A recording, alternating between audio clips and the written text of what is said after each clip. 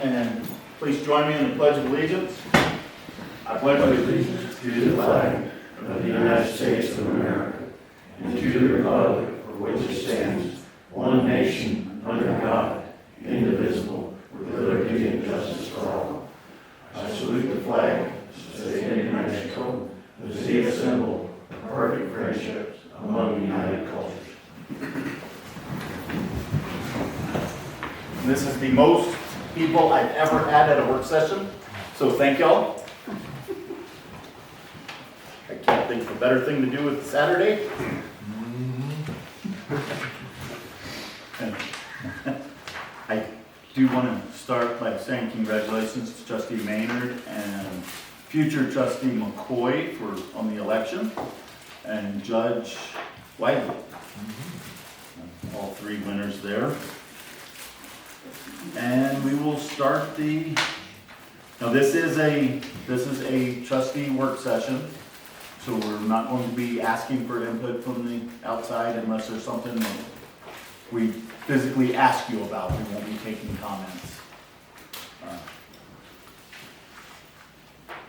And let's start at the beginning.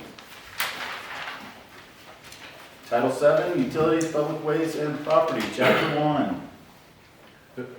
Could I ask you a couple of things, Mayor, before we get into this? Yes, sir. Particularly, we're not going to take public comment today. I think we need to ask ourselves, why are we here? Just why are we here? Are we here to raise taxes on the property owners of Cloudcroft? Because it will guide our discussion on each of these items as we go through this ordinance. So we as trustees, if that's our intent, I think we need to declare that yes, we're fixing to raise your taxes through imposing additional fees through water and sewer and trash. If we're not, then we're talking about the language of the ordinance, and we're just going to play with some words in it. If we are going to raise fees on this community, then I think we need to be specific what we're going to do with this money. Why are we raising fees? To tax because you simply can is I've never been in favor of. If we're going to tax because we have a need, then what is the need, and how do we make sure that money doesn't just disappear later?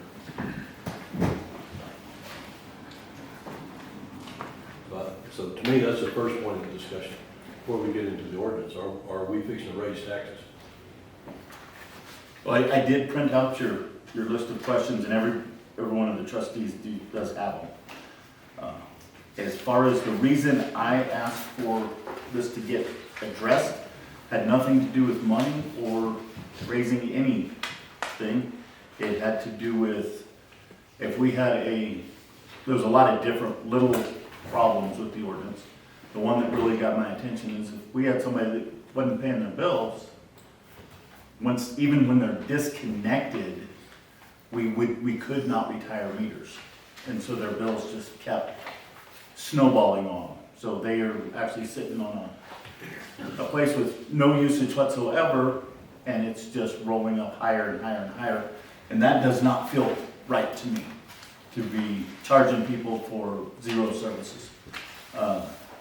There was other things like the leaks.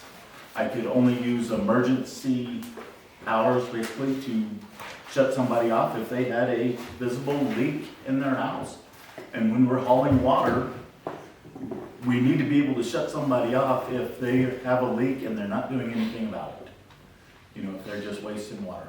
There is other discrepancies in the existing ordinance and some contradictions. So my intention was to clean up a lot of this and yes, there is some places where we are going to have to raise some rates, but I believe a lot of it is because those rates were put in the 60s or 70s, and they were actually put in on money value as opposed to percentage or something like that, and we're actually losing money on it. I don't want to make money on it. I want to I don't want the village to be supplementing other people that, and charging other people to do it. And so that was my goals in starting this. But I'm sure everybody has their own opinions in here. Bruce and I have been in these meetings for a long time. We've raised water meters, water rates 3 times that I can remember. They were usually done just through, you put it on the agenda and you vote on it. Bruce, correct me if your memory's different. But it wasn't this big ordeal that I've been at, Bruce and I've been in these meetings since starting in May sometime to work on this ordinance review. This, we got a lot of hours in this thing. This is a lot of dedication, a lot of time that we made these trade-offs. This, so to me, if we're talking about a very small raise, that's one thing. If we're talking about a substantial raise, then I still believe we've got 2 huge issues here in the village. It's roads and water pipes. And we aren't addressing either one of them substantially right now. So that's to me, that's my main point. And when I try to review what do we really get done here, to clean up our language, it's always good to do that in ordinances. To raise fees, it's like, what's the purpose? What's the goal? Because if we don't know where we're trying to get, then we don't know what steps we should take. That's where my write-up came from.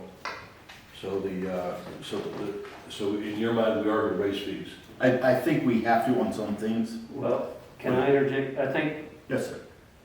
Jim, you finally, in my opinion, are making the right terminology. You finally said fees. We're not trying to raise your taxes. That's what the present federal administration is doing to you. We've got to cover the cost for their blunders. I know no one under 400,000 is going to feel the effects of this stuff. Unfortunately, gas is higher, milk's higher, eggs are higher. So here we are in our situation. We're not covering the fees, the cost of what the village incurs on maintaining our water system. And the water system, and I'm trying to make sure I do this right, is our only enterprise in the village. We sell water, and with that money, the profit we make, or we cover we aren't covering. We cover our costs, and then what's generated out there, we pay for manpower in the village maintenance, for vehicles, for equipment to maintain this stuff, for supplies. So this is our only enterprise system, we're kind of just beat up. And I'm a resident of the village. I've graduated high school. I've lived in my present residence for 36 years. Every time I raise it, I'm not eliminated from that. It affects me also, okay? So I take it very seriously.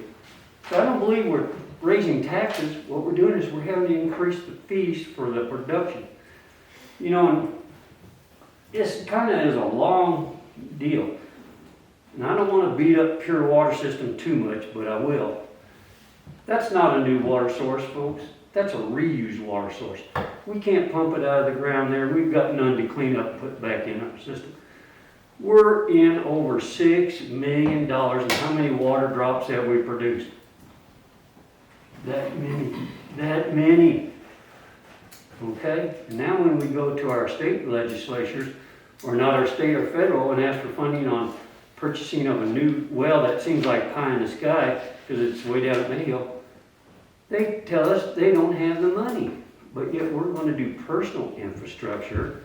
We're going to do all this, but we can't get any money from our federal government. So I'm a little bit tender about all this. And I'll try to stay calm and thoughtful and be clear about my intentions. If we're going to have to raise fees, I want them to be reasonable. We have to create some revenues so we can do just what Jim's saying, repair our roads, take care of our water system. I don't know how else to do it. If somebody has a suggestion, I'd sure like to hear it, but it's not a tax. It's an increase, and I'm sorry for it, but I've got no choice.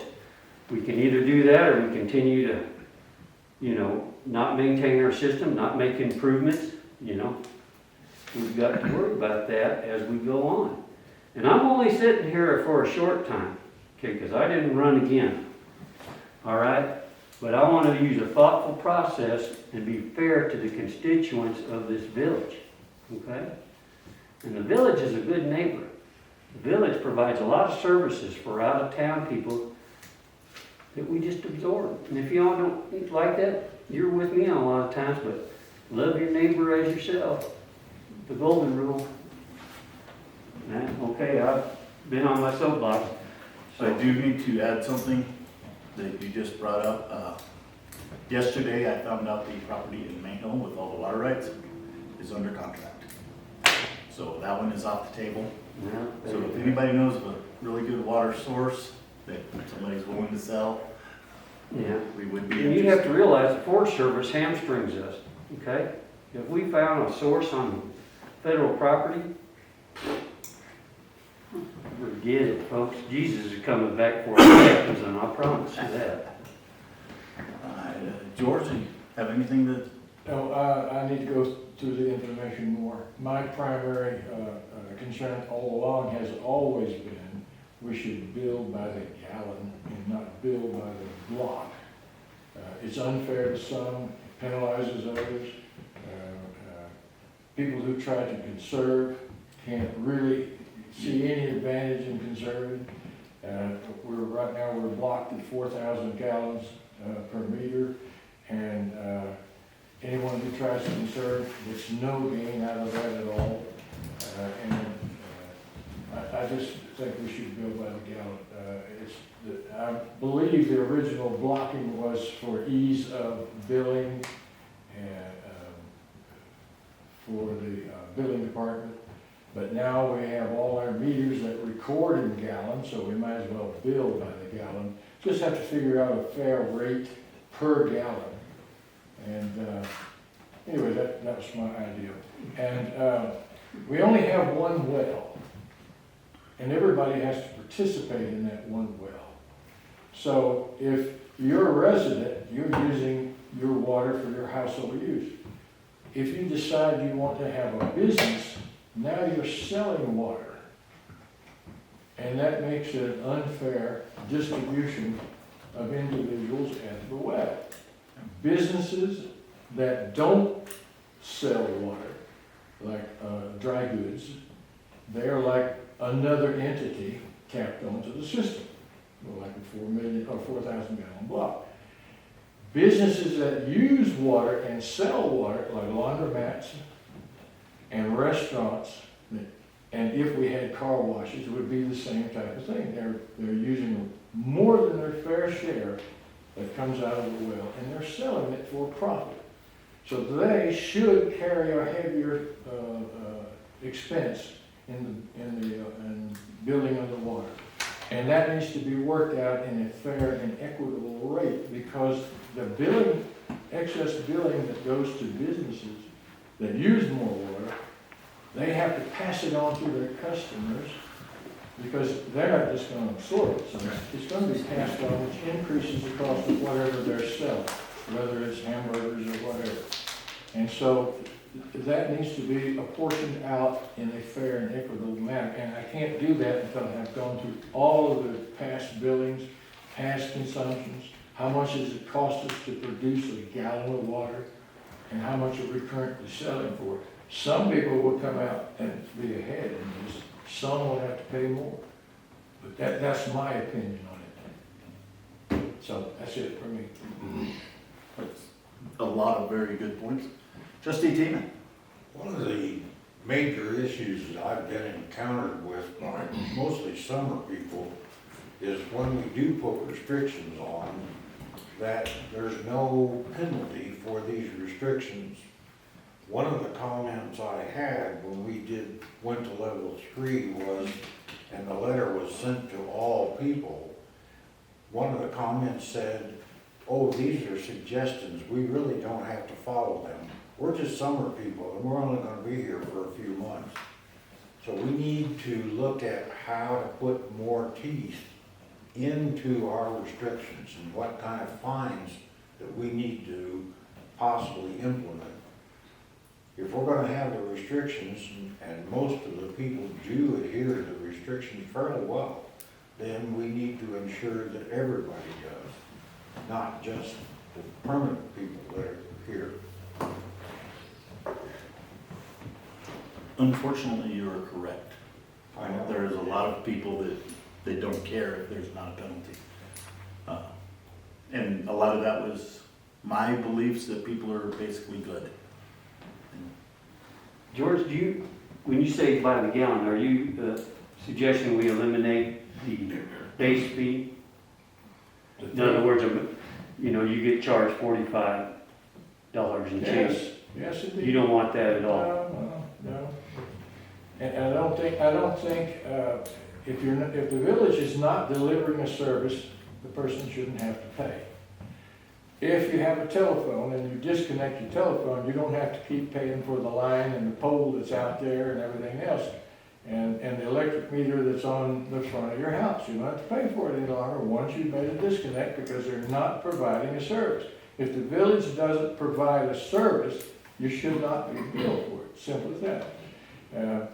True, you have a meter connection, you have a meter, it belongs to the village. Same as a light pole belongs to the electric company or the telephone company. So, no, if the village doesn't actually provide a service, you should not be billed for it. So you're saying if the meter is disconnected, If it's disconnected or if it's turned off and If there's you're no not- water being delivered, no, should that's, not be billed. But when you come up, you have the convenience of saying, Yeah. turning on the tap and it's there. You have the convenience of saying, come install me a telephone, same type of this. it's not. If you have a telephone and it's hooked up in your house and you're not using it, you still get a monthly bill. If it's hooked up and usable, yes, Yes. but if it's disconnected. Yeah, that's what I'm talking about. If you're saying if you don't use water at all, No, I'm saying if your meter is disconnected. okay, If only you're if not it's disconnected, consuming okay. water and you're, for Yeah, billing if you're purposes. disconnected. If you come in and say, disconnect my meter, it's disconnected, you don't pay any bill at all. So far as water is concerned, now garbage is a different story. You got a water bill tied directly to the sewer bill, Mhm. okay? Now, you're not using either one. You have a vacant lot, it had a water meter years ago. Nobody's lived there, it's not producing sewer, and it's not producing garbage. You should not have to pay for it Not if it's disconnected. if it's disconnected. I think our base rate, I mean, the logic behind that is we can't lay off the village crew just because somebody disconnects a meter. You've got some basic operating costs that have to be met. And the way to spread that out, the broader the group that you burden with that, then the smaller fee for each person. We can't, the idea that, yeah, there's no meter, there's no consumption, et cetera, but the line is still there, the people are still there, we still have to maintain the roads. This, I think that's where this base came from, and then they said, okay, if I'm gonna pay a base fee, then how much water does that cover? Because you don't, a lot of our tourist houses or second homes, they won't have used any water for 6 months, but they paid into our system. Then they come up, and that's been one of their conversations, it's like, well, I paid for 6 months, why can't I use 6 months worth of water? Well, it's May or June, we have water restrictions. So selling the water restrictions is a good effort. It's just a matter of communication, explaining it better. But the base rate is to make sure we can pay these reoccurring expenses. When we talk about what does it cost to produce a gallon of water, I've been at this for maybe 30 years. You cannot come up with that number because the water billing is the enterprise fund for the whole village. Just how we pay all the bills. When we used to, years ago, I don't remember, 10, 15 years ago, we went through this, Bruce and I and Dave Venable, and it was everybody worked for the water department. We didn't have any employees that weren't charged off to water. And I was like, why? That's not right. That's not the way it really is. He said, yeah, but it's the only place there's any money. So you can't take money out of a road fund that doesn't have an income stream. If we review these things, I think we should dedicate $10 a month per water meter to a road fund that's dedicated by ordinance, or it can't be played with. We need $10 a month dedicated toward rebuilding and repairing our water lines. We know we have leaks. We're not even looking for them. We look in the meters, but we don't look in the street. We're not pressuring these pipes up. This, if we dedicate the money through ordinance, it can't be used for other sources or for other projects later. When we look at our village office now, this office has been remodeled and repainted and brought up. It's good. It needed it. But that money came from your water bills. No, it did not. It's, the only, this wasn't in our budgets. We did like a $250,000 roof on this building. I think that may have come from one of the Colonius grants. But it's, when we need money and we take it, the water department itself creates excess money that is used for other projects in the village. And that is, that's how it's always been. It pays for people, pays for equipment. So we want to make sure it's paying for the things that are not funded now. We have $25,000 or so a year comes out of the gas tax at Alsos. That's all we have to work on our roads with. Well, obviously, that's not enough money to do anything. If we're going to raise these fees, we need to have a purpose for raising them, or else they're just going to go into the pot and be soaked up. So, Comment. Yes. And this is for the people out there and the recording. I came here 20-some years ago from a little village, same size as Cloudcroft, about 600 permanent residents. We had a water well that supplied the village. We had a sewer system. We had garbage pickup. And in their city personnel, we had 2 clerks that ran the entire village that did the water billing by hand on a postcard. Our maintenance department consisted of 3 people. We had no vehicles at all that belonged to the village. We had paved roads. When the roads needed repair, the 3 maintenance people would lease equipment and actually pave the road themselves. They dug the ditches and put in water lines, they repaired the sewer system and kept the village running. Our water bill was $7 a month. Now, we had sales tax, yes, to provide income from the village. But the village ran just fine. We had no police department whatsoever. No vehicles belonged to the village. If they needed equipment, they would lease and rent it. So what we're doing here in this village, spending, what, $2 million or more per year to keep the village going is absolutely ridiculous. There's got to be a better way, my opinion. Anyone else on this? I'm back to what you were discussing with the base rate, and I'm still confused on there. Are you talking about the base rate or the disconnect rate? Because those are 2 different things. Because one, if you have a water meter that is on, there should be a base rate, That's correct? what I'm talking about. Okay, you're talking about the disconnect rate. Whether they use it or not, if it's on. No. If it's disconnected at the village office, there will be no water consumption at that meter. Okay, that would be the The fact- disconnect rate. This disconnect rate. The fact that the meter sits there is like a light pole in front of your house. Right. It's available if you need it, or if you want it. But you're not receiving the service, you don't pay for it. This has never been challenged that I know of in court. Right. But I think it would be affirmed in court that you're not delivering a service, you can't be charged.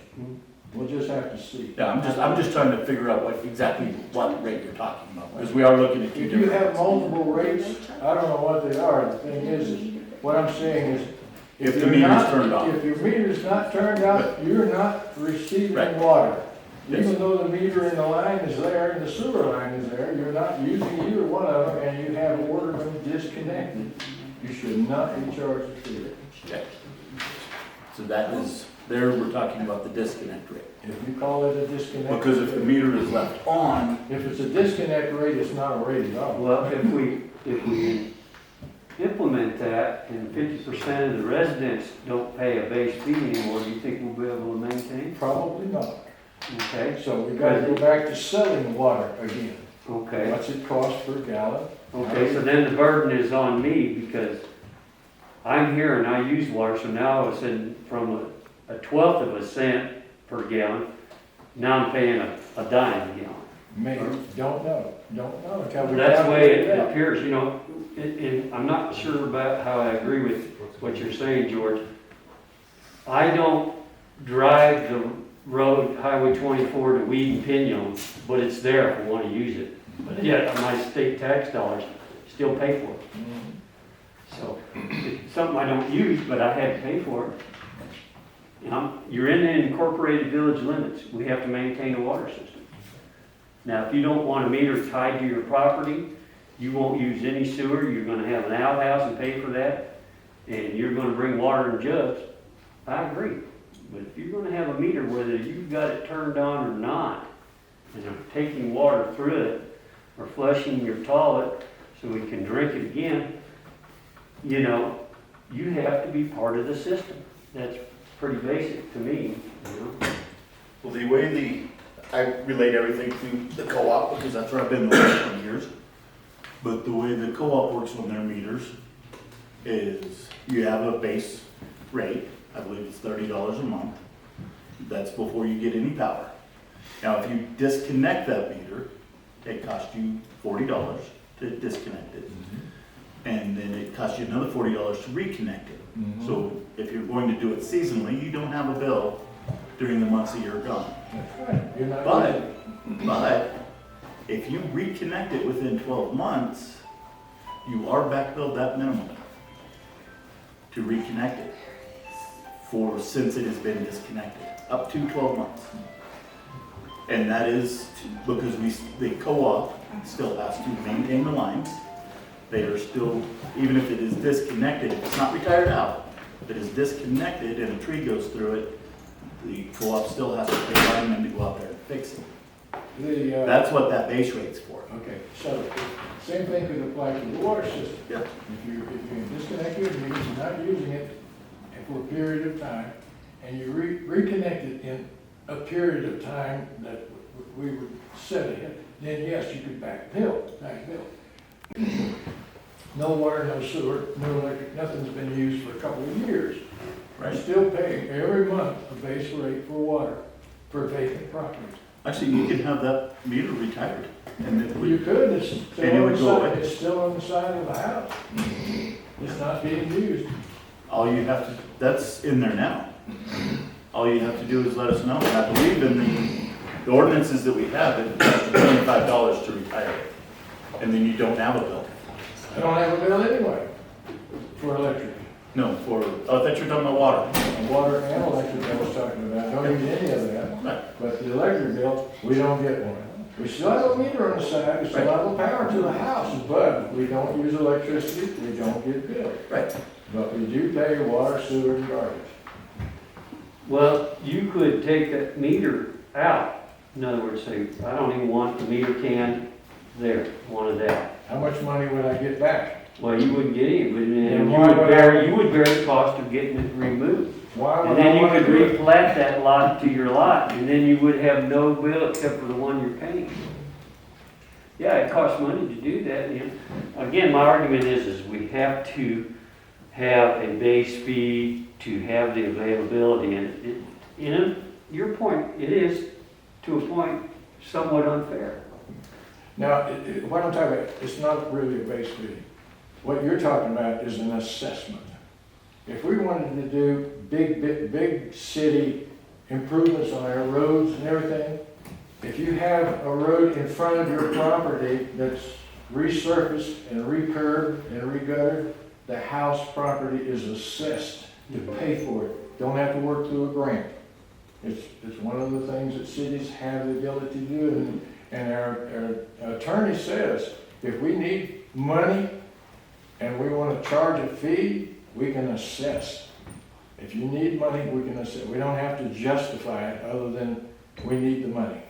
Make the assessment on the property owners. Well, I think that's the concern of the audience, is that we don't just raise rates and, because we need it, you know, without an assessment of it, you know. When you assess somebody's property, you're doing the same thing. Only, I don't want you to fix the road, but you fixed it anyway. Right. Now you're assessing me, you know.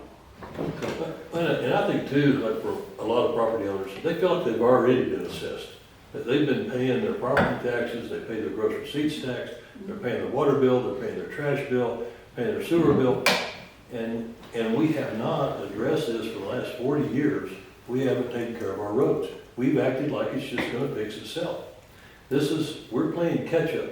This is why we're having to talk about it now, because it hasn't been a high enough priority.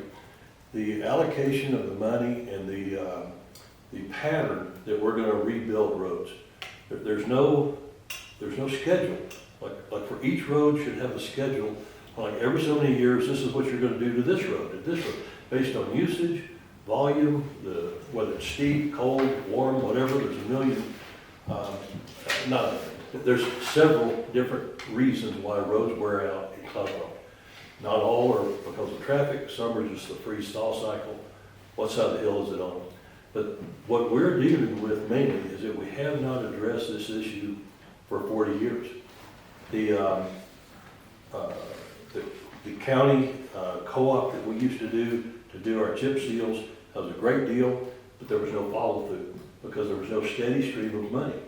We need that steady stream of money, and then you create a maintenance schedule on how and when are we going to repair these roads.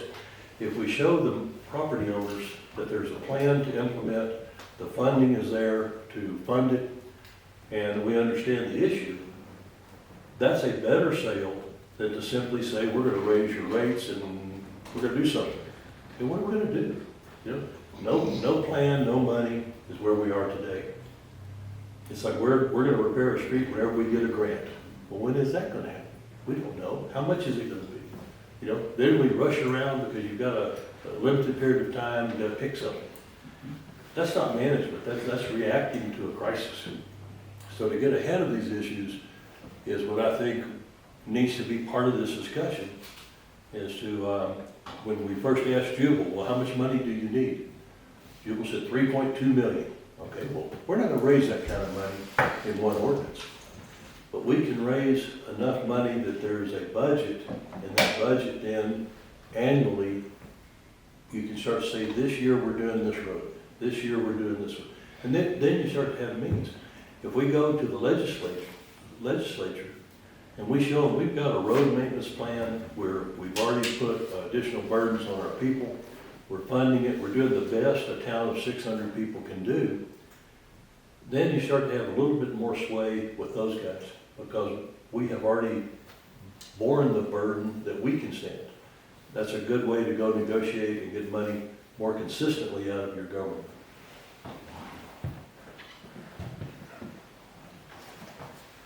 Okay. Do we want to focus on the rates, or do we want to start at the beginning? Or Wherever, the beginning, or In the beginning. my kind of hope on here was to start with page 1 and see if there's anything we want to change or leave, and we're talking about the language in the ordinance as yes.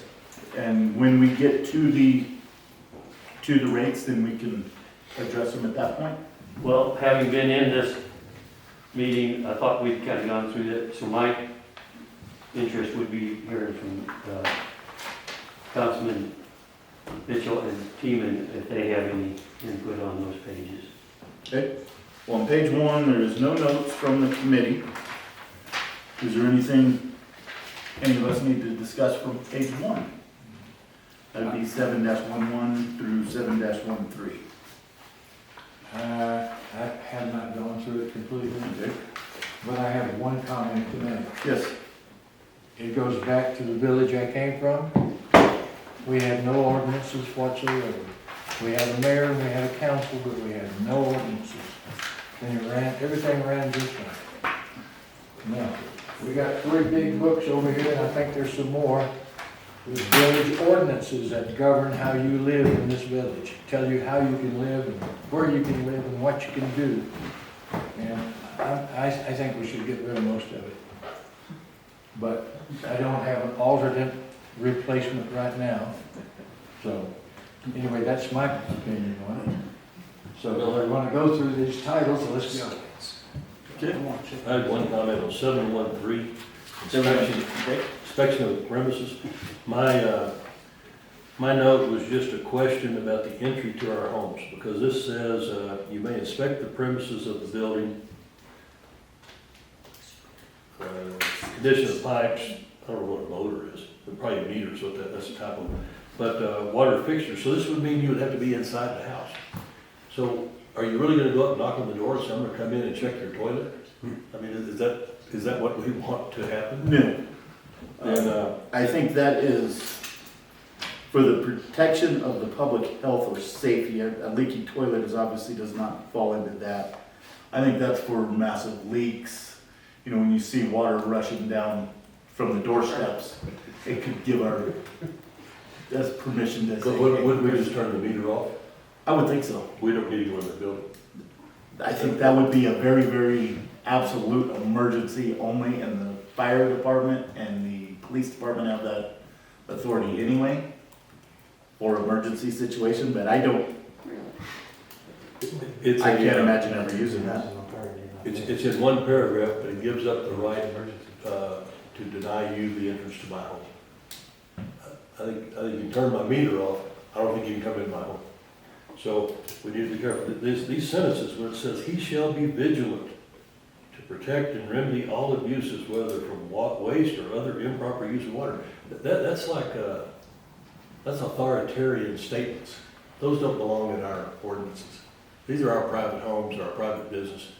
Turn the water off if you want to, but you're not going to. That's right.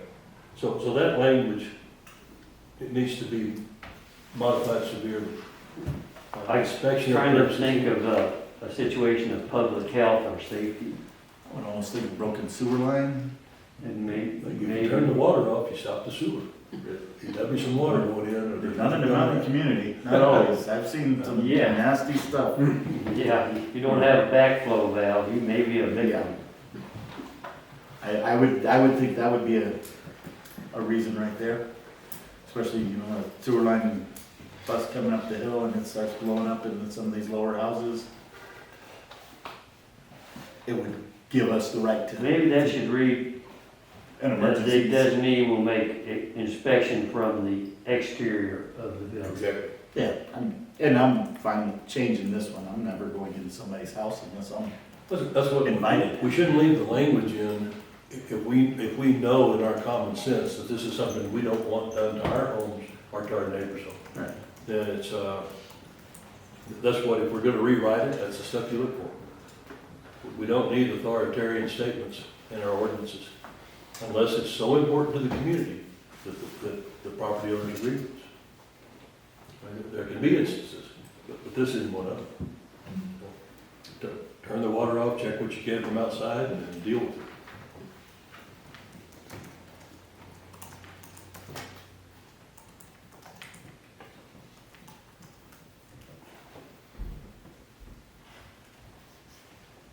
I think we kind of get ourselves in a legal bind actually, entries, Oh, yeah. unless it's not, the fire department and the house are not on fire.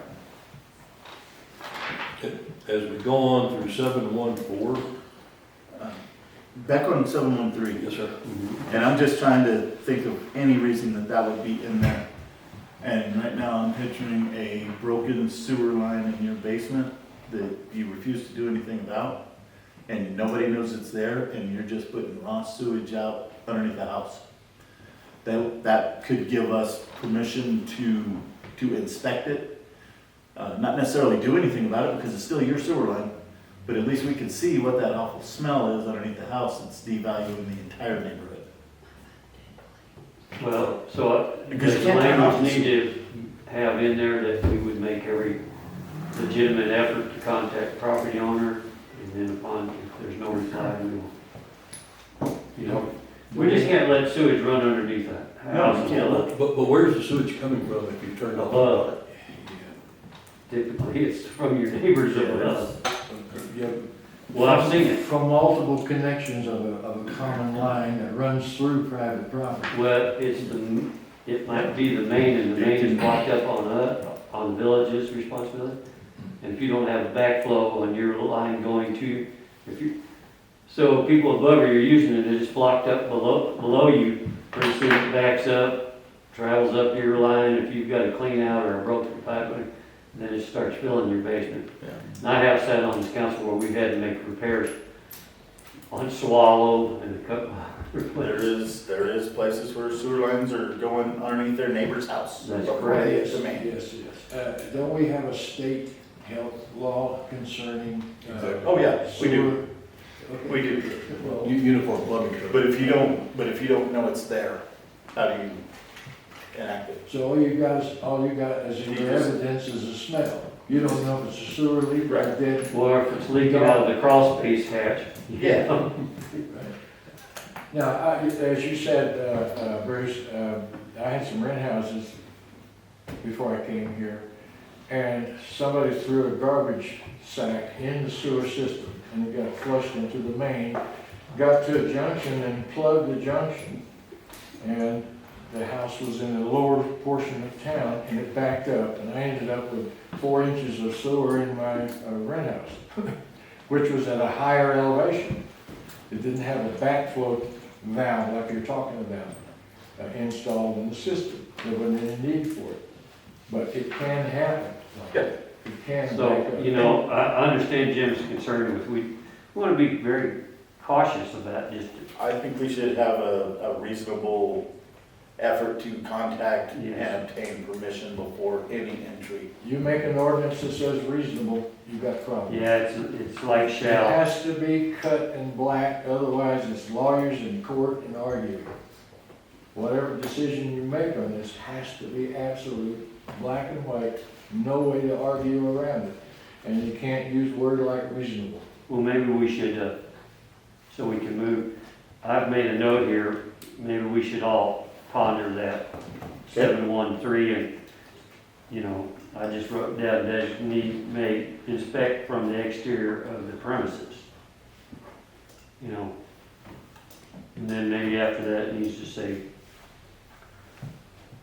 an effort will be made to contact property owner. Or, you know, I don't know the language we need. Usually, you put someone on notice if you see a problem on anything. Right. And that's what most attorneys would give you the advice. You give them, look, we can write in here the notice, how we're gonna do notice. Yeah. That's different than just walking in the house. Say, you gotta let me in because I'm coming in because I'm the water guy. Yeah. You know, Yeah, that is not ever gonna be right. So, if you turn off the meter, to me, you turn off the sewer. You can't turn off the sewer, there's no valve. We've got that later on in this language. But if you turn off the water, if the sewage keeps coming from someone else, if you've got multiple homes hooked up to one line, that's a village line. That's a village issue. Anytime in this ordinance it says 2 or more, then that becomes a village sewer line. Even if we don't know about it. Even if you don't know about it. And that's, most of these issues you guys are talking about are in the older parts of town before we understood this stuff. In the newer parts of town, you have the backflow valve, it's part of our tap, it's how we do it. You've also got the sewer lines that run on the properties. You don't have these little clusters of houses that were all hooked up on Saturday. And so I don't want to see a general statement made that then deals with isolated issues, because we give away the protection of privacy on the whole community because you might have an issue. You need an ordinance that reflects if you have an issue, you can deal with it one at a time, but not a blanket entrance to homes. That's everybody else has to have a warrant to come in your house. How come we're all of a sudden underwater, we can come in? Well, the water guy can come in my house, but he better make sure his shoes are clean, I know that. Yeah, I think we can probably get this for Get a notice. some kind of notice, some kind of emergency language. Because, And it's who decides it's an emergency. Yeah, you gotta kick this uphill, that's right, exactly, the mayor. And so it's, then you don't put your personnel at risk. If village personnel start to enter a home without a warrant or police or something, you're putting them at extreme risk. They don't have That's right- something that should be in there. If they do have to do it, probably should have the officer with them. You gotta make sure you're above board, that's right. So, I think we can fix that. I don't know how exactly, but. well, again, we can come up with a question, see what, Absolutely. you know, if Kevin, easiest way to get rid of it. if Kevin was here, it'd be like, okay, Kevin, how are you gonna go in this house? And he'll tell you with a warrant. He's not gonna go in that house. I mean, if you're killing somebody, I guess he can go in, but he's not gonna go in because of a water leak. No, he has to have probable cause. So, and on the 714, this is where we talk about what happens with the money that is collected under this ordinance. So that's why in my opening statement, I was like, if we're gonna raise the price, we've gotta dedicate the money. Right now, it's just showing operation and maintenance cost. We need to expand this in dollars to deal with our road issue. We have a road issue we're not addressing. This is where you do it. This is a major source of money for the village, and we need to go ahead and address the major problems, which are roads and water lines.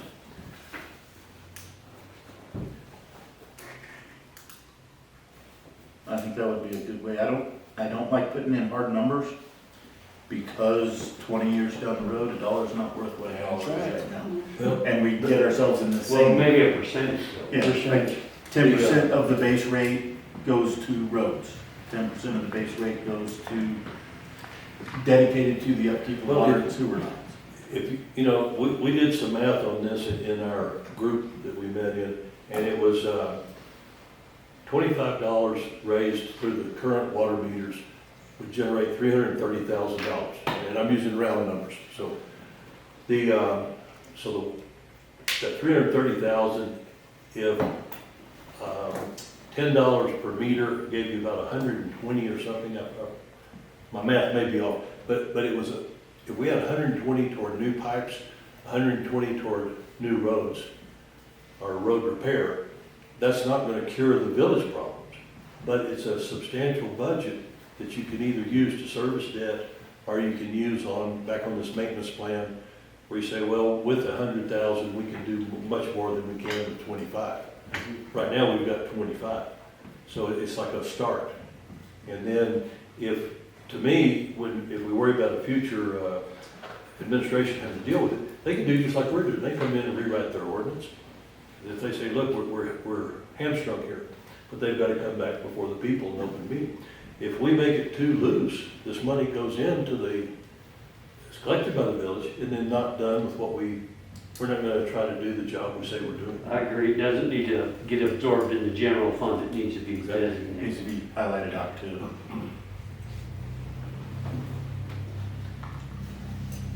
If we, In this 714, if we choose to do a percentage, the percentage needs to be somewhere around $10 a month per meter. So you can start to say, okay, what percent of your base is that going to be? When we went through it, we projected the base going up by $10. We projected that the $5 improvement fee go up another 5, so that gave us 10 for improvements to the systems. That could be their water lines. Put 10 on the base, and that could go to your roads. Then when you play with the price per gallon or per thousand, you start to deal with the increase in operation cost. And so that addressed the 3 different issues that had come up. Right now, our base on a water meter is 45.20. Yes.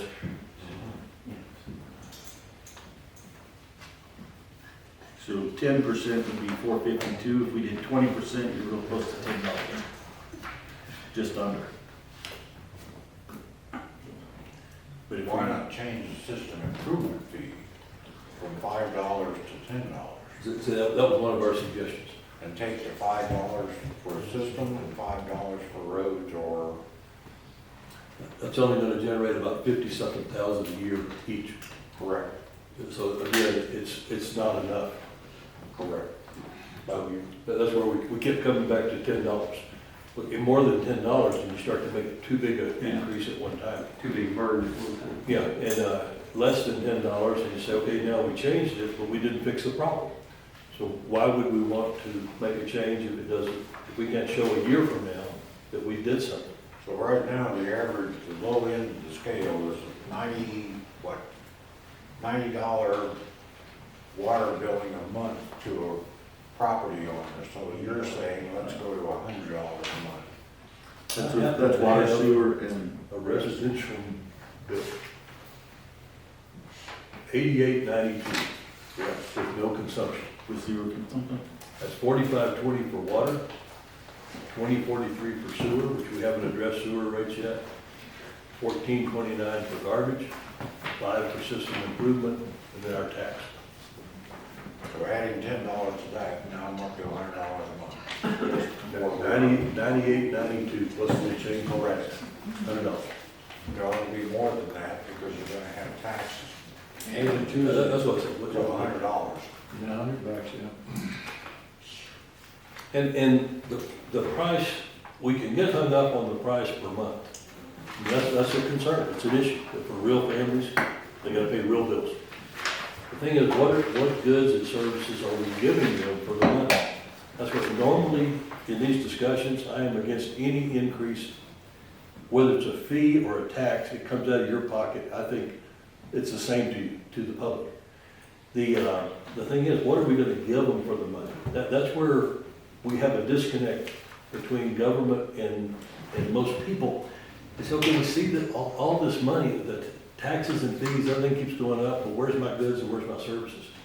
To keep the water flowing dependably is a priority. To keep our roads to where they're presentable is a priority. Now, what does that cost? If we don't address the cost, cost benefit analysis, if it costs this much, but the benefit is this much, is that a balance? It's back to where we're trying to balance the needs of the village itself, plus the expectations of the people. It's one thing to look at a group of people and say, I'm gonna charge you another $10 a month. Okay, they look at you, they kind of frown, and it's like, what are you gonna do with the money? You know, that we spend money in different areas that doesn't address their main concerns. We do have new vehicles, we have new equipment, we have all kinds of stuff in this village, we've got plenty of personnel, but we're not fixing any roads. And the only pipeline we've really addressed is the one over here in front of the school. That's a start.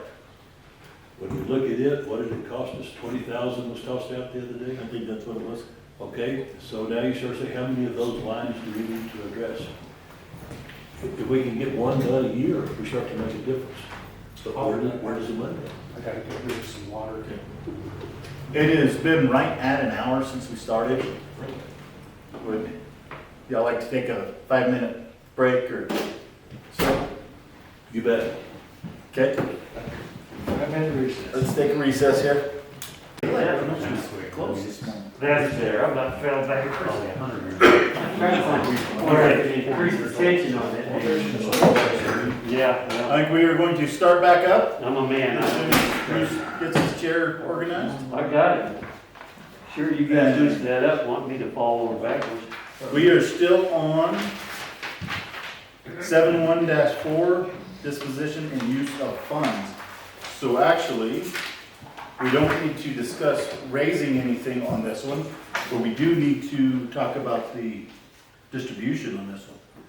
I like the idea of cutting out about $10 for roads and for water lines that's dedicated. And I think this is a good place to put that. Are you talking about in addition to what's on the water bills right now? No, I'm talking about what the water bill is dedicating Where the money goes where the now. money is going. Okay. Because right now, everything is going into water, correct? Except for the taxes, which goes into a trust fund, because it's a pass-through. And the deposits, which are a pass-through, they have to be held in trust. And, I mean, your idea was $10 for each. I like 10% for each, Because that way, whenever there is a raise, it keeps it equivalent. Yeah, I kind of System of percentage. 10% of Yes, the water meter charge, so the existing charge is $45.20 for the water meter. Right.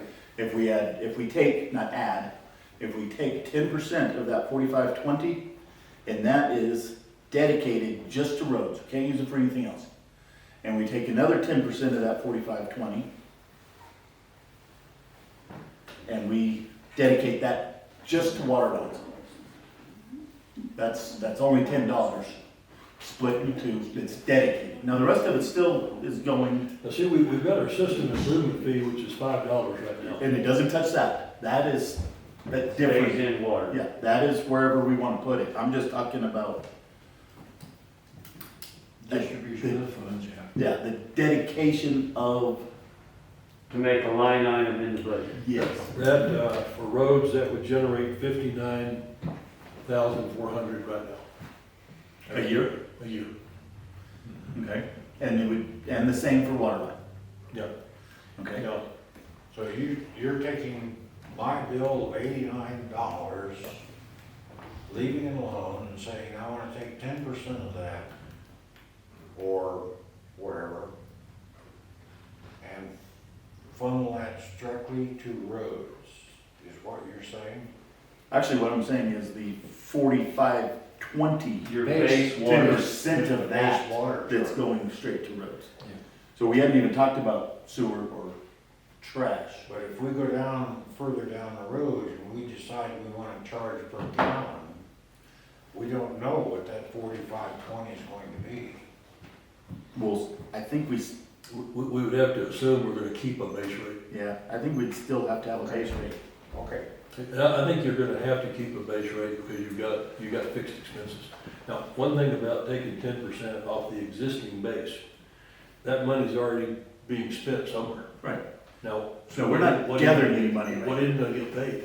Well, is that true, Jim? I mean, we just never have really made line items in our budget. So, I don't know if things will go unpaid. It just, now we're saying, you can't, we won't just go to the general fund and dip out. So when something comes before the council, each improvement, we'll have to know where our revenue stream is, which we do already in our budget meetings and stuff. We do have a budget and a process, it can be refined, that's all I'm saying.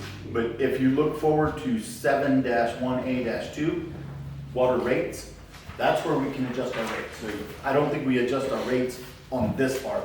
This is just Right. dedicating where we're And spending. if we dedicate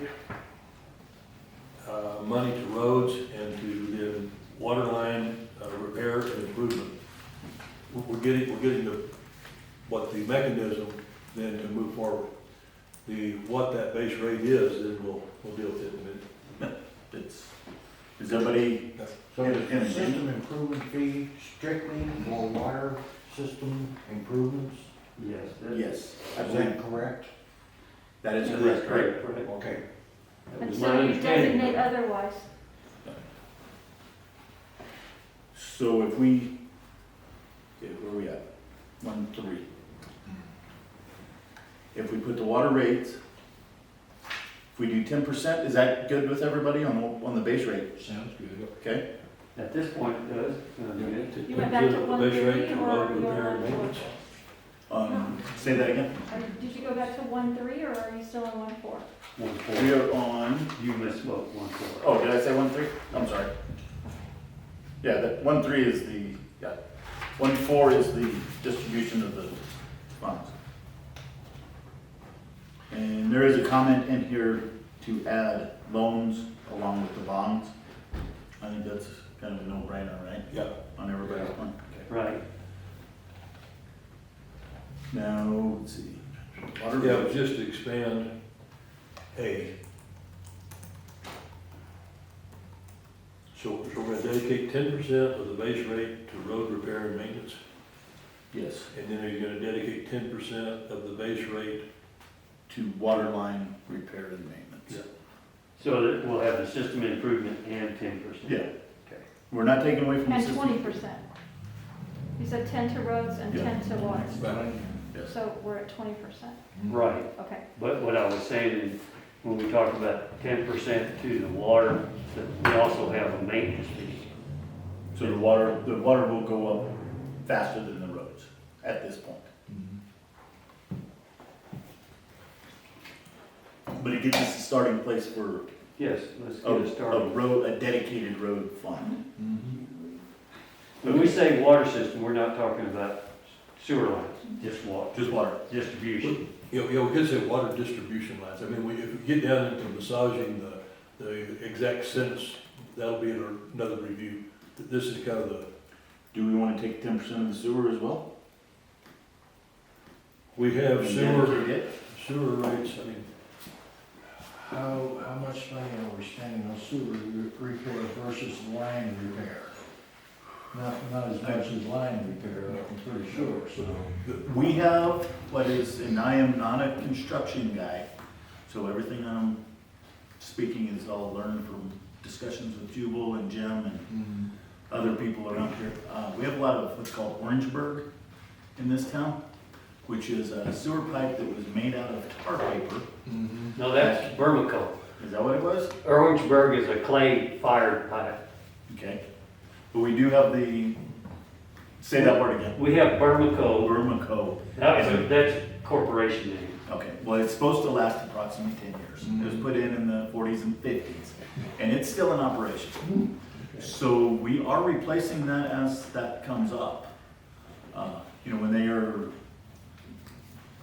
roto-rootering lines, it gets into that tar paper and it can tear it up pretty good. But So fortunately, we don't have a rotor-rooter, a mangler anymore. We have a hydrojet cleaner. and that thing is really cool to watch. It's pretty impressive, you know, but that's when we talk about maintenance to water system, nobody at Uptown Reynolds has a sewer machine that can do our steps. So it's not feasible to go rent one. Right. You know, there is a certain amount of equipment the village must maintain. And when you have the right equipment, you can save a whole lot of man hours. Man hours and time, you know, that's right, well, man hours time.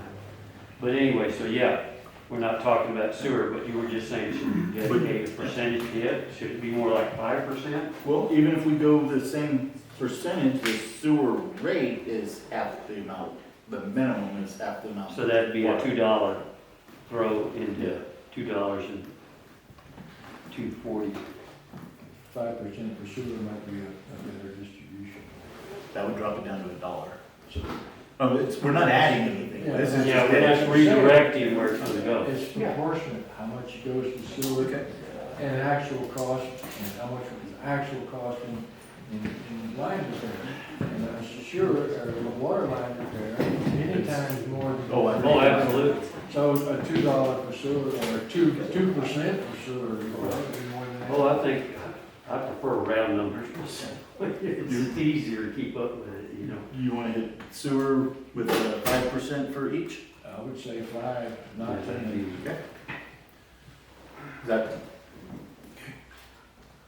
So we're in water lines right now, so should we go no, down to, Mr. Mayor, let me Yes. ask a clarification. You said that the public, you weren't gonna take public input unless we asked them a question? yeah, we can ask them a question. Yeah, I'd like to ask John, he's got some background in utilities and budgeting and stuff. Before we lose these guys, I think they gave us our time set. Our exciting meeting. Let's give each person wants to talk 5 minutes, and then we move on. We're gonna be here a while, and then they can have their speak.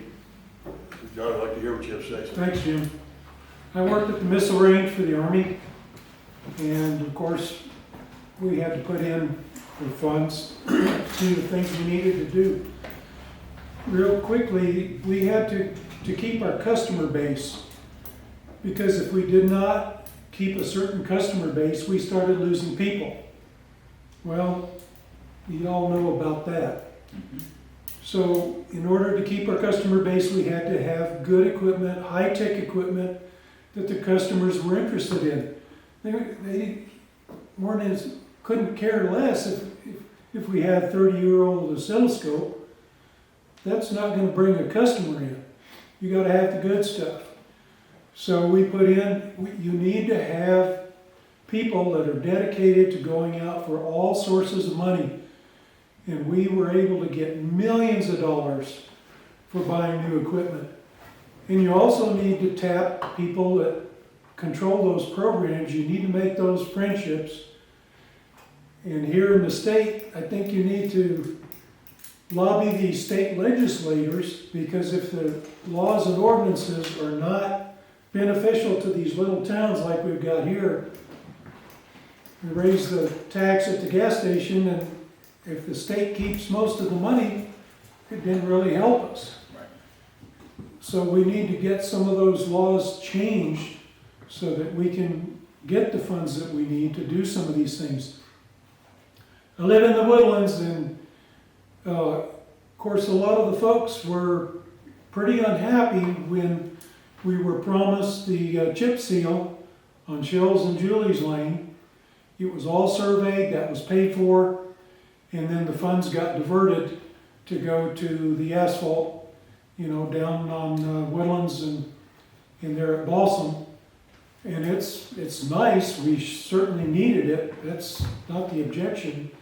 But, people are tired of going through these huge potholes and knocking their teeth loose.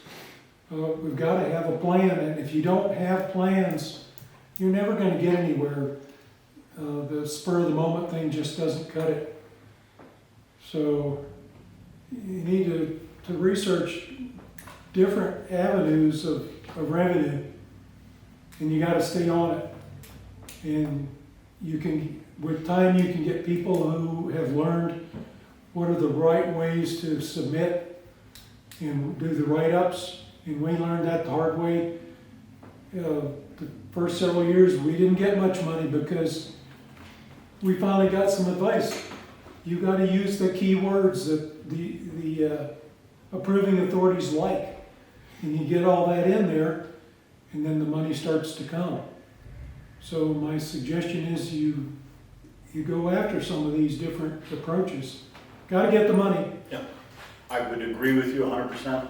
And we are trying different approaches. In fact, just, what was it, a month and a half ago, Barbara tried something new on matching funds request that has never been forgiven before. And she got it 100% forgiven. And I think it was just because of the way she wrote everything up and asked. Because it was a whole lot different than the way we've done it in the past. Sure. But, so we are aiming for everything, Good. or everything that we can within reason. The last comment is from a public perspective, and this happened at work too. When you're promised money and it's supposed to be locked in, and then it disappears and you see it go off to somebody else's project, people are not happy. No. So having a designated amount and some kind of follow-up to make sure that's where it gets spent, you gotta have that. That's what we're trying to accomplish right here. Right. So, All right. Thank you. Thanks for your time. Thank you, John. All right. Did you have any other questions for? We've got 5 people out here. Anyone else like to speak? I think it's important to hear from you. Yeah, I can just follow on with what John said. I mean, I can't, I think as a municipality that if you drive through different towns of different sizes, one of the first things you'll notice is the infrastructure. So for this town, well, they have lousy streets and things aren't taken care of very well. That's sort of the standard for that town. You drive through another town and they have really nice streets and they have curbs and it's well lit and everything. And that's the standard for that town. And I think somewhere as a community, we sort of need to establish what's the standard for this town. In other words, what's the minimum that's sort of the standard of living in terms of infrastructure, and I'm talking streets and water and lighting and everything else that we want to have for this town. And not only for people who come through and visit us and sort of judge our town or see our town based on that, but for those of us who live here.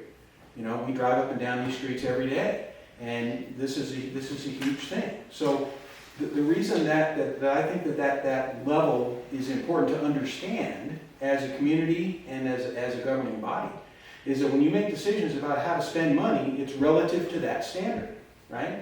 So the problem with the whole general fund thing is exactly what John talked about, is the funds are here and we cry about the streets, and then, you know, you guys sit up here and you say, okay, we're gonna do these things on the streets. Well, and then the newspaper publishes, we're gonna do these things on the streets, and then 3 months later, nothing happens, and then 6 months after that, we say, hey, remember when you guys said you were gonna spend that money on the streets? And I know I'm being hard, I understand that things change. I'm just saying that wherever that standard is that we decide that we're gonna maintain as a community, if we haven't reached that yet, so we have lead in the pipes, we have water leaking from our, you know, and our streets are horrible, okay, then spending money that's above that line for things that might be important from some point of view. I'm not saying that the town spends anything on, you know, spends money on trivial things that aren't needed at all. But I'll give you a controversial example. If we build a brand new police station, we spend hundreds of thousands of dollars on a new police station, and you tell me, and I say, but my streets are falling apart, I can't drive down the street without these giant potholes. Tell me how you justify that you haven't brought the village up to some normal standard of maintaining the roads, and yet you're willing to build a brand new police. So my first question is going to be, we all support the police, we want public safety, that's obviously very important. But my first question, as a person who drives up and down Holbrook roads every day, is, so you're telling me the police can't do their job? Do we not have a place for the police to have an office? Can they not function? Can they not provide public safety? Okay, if they can't do their job, that's below the line. So we need to spend that money there and bring them up to, but if they can do their job, and you want to spend money to, you know, to give them nicer offices, and I have horrible streets. So it's like sending your kids to school with no shoes because you want to buy a brand new car, and you have a car that works. So I think keeping a perspective on general priorities is important. And streets and water, from the perspective of those of us who live here, is extremely, extremely important. Public safety is important, you know, fire is important, those things are important. But it's like, if we can do those things, we can't do these other things.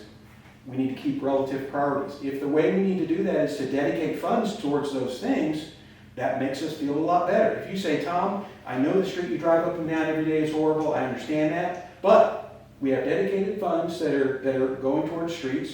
We have a maintenance plan, so I can tell you, if you can survive, hold out for another 18 months, your street's on the schedule and we'll get to it, and you know, that makes me feel a whole lot better. But if you say, well, we don't have any money, we don't have a plan, that's what gets people upset. So it's not that nobody's understanding about these things. It's just that we like to have a plan. And I agree with John and what the mayor said about, you know, we need to look at all avenues. So water is what we're talking about today, it's important, but there are other avenues of funding that we can look at. We can double the gas tax. I know it's not a lot of money, but we have room to double the gas tax, our portion that we receive. We also have room in sales tax, you know, to increase the sales tax. We're paying less sales tax here than we are in Alamogordo. The majority of the money that flows through this town comes from outside of town. You know, so sales tax is another possibility. I understand there's lots of logistics, but we should be looking at all avenues. That's all I'm saying. Okay. Thank you for giving me the time. I do have something on here for John. The street grant for the one you were talking about was not diverted. It just has not come in yet. It is still budgeted at $94,000 for that street. Okay, so the money wasn't there It didn't get in the moved. first No. place? Okay. It is promised from the state, but we have not received it. So the that's- survey was done just in preparation in case we got the money? The thing that I've learned more than anything else since I've been sitting in this seat is everything I try to do takes about 10 times longer than it should. Oh, that was conservative. And that's good. One other comment, possibly, I don't think the village has ever had to actually pay for a road to be built.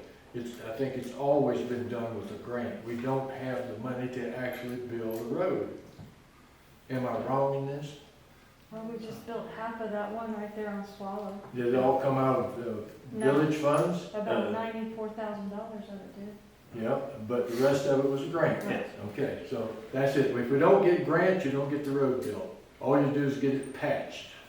That's Well, what we have money. and also, George, we take loans out from the finance authority of the state of New Mexico. And they make it sound real, they're just like any credit card company, they make it sound real to you. Oh, it's 0.02% on that loan. Yet we've obligated that money, now that's out of our budget each time. And these are for services that people want, you know, what not people, things that just absolutely have to be addressed, you know, that, you know, we're pouring water on the ground, it's a 911 generally. So we have to address it, you know, quickly. So yeah, you're right. Big projects we do, we rely on loans and grants, you know. And that's kind of the point of this whole meeting. We got to somehow Generate income. generate income, and you're right. We haven't had dedication, and we need to do that. You know, seeing, and breaking that cycle of only counting on grants and loans, even grants have matching funds. Yep. We didn't have the source for the matching funds.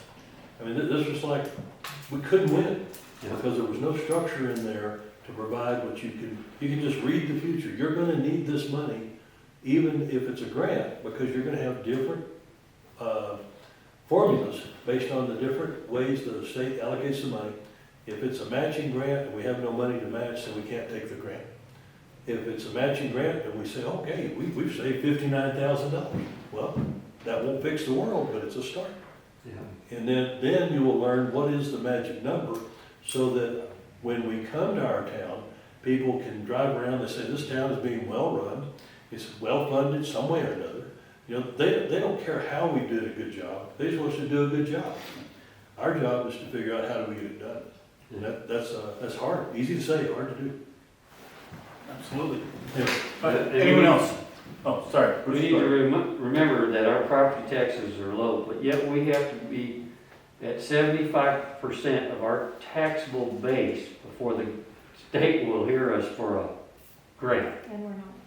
We're not at 75%? Well, then that's probably why we don't. I know that number though. They want you to be taxing your property owners in your municipality at 75%. But you have to take into consideration, a lot of our property owners live in Texas and outside of New Mexico, and that's their main residence, so they pay their property tax to that state. Right. Yeah, so it's. Okay, I'm sorry. Say that again. So if you, They still if your pay main property tax residence is here. in, Yes, but it's like at Texas. 43 cents on the Okay, thousand. So because it's not their Our property- primary. our Okay. entire property tax is about $65,000 a year from every homeowner. Well, I know I'm pretty happy with the rate that I pay. Right, and I understand we don't want to raise Because taxes. I have children that live in the great state of Wisconsin, and their property taxes is $500 per month. Now, they have nice little parks, and you can throw your branches on the side, you know, but you're paying for it. Everybody thinks, oh, well, they just manage it well. Well, sure do. If everybody paid $500 a month here, we would have no problems. all right. Anyone else? I just had a question for you. I'm Dennis McKinney. I've lived here about 4 years. Born and raised in this part of the world. I hadn't met any of y'all, so I'm kind of a new guy. Semi-retired, I do still work out of the state. As long as you pay taxes. So I can make some money. What do you guys spend on advertising here? I've heard it's a fair amount. Well, we use lodger's tax, that's the only money You we're allowed. use- Lodger's tax, that's the money we're allowed to use. Could it go any other place? No, It's very restricted. very restricted. We can use it for a little bit of other things, but not very much. It's a fair amount of money though, isn't it? It is. Barbara, can you, off the top of your head, tell me what? Tell us. This year we budgeted 90,000, in years previous, it's been 120, 150,000. Not all to advertising, but the majority of it goes towards advertising, running the chamber, the museum, the senior center, do you feel it's a worthwhile? You're getting a big bang for your buck? Well, The we seem to be museum pretty and the crowded on chamber, I weekends. believe so. I think a lot of the advertising I'm leery about. I think we could probably do better. But, You mean spend more? no, I mean better quality. Oh, right. Better On some of the application. advertising that was for the money that we have.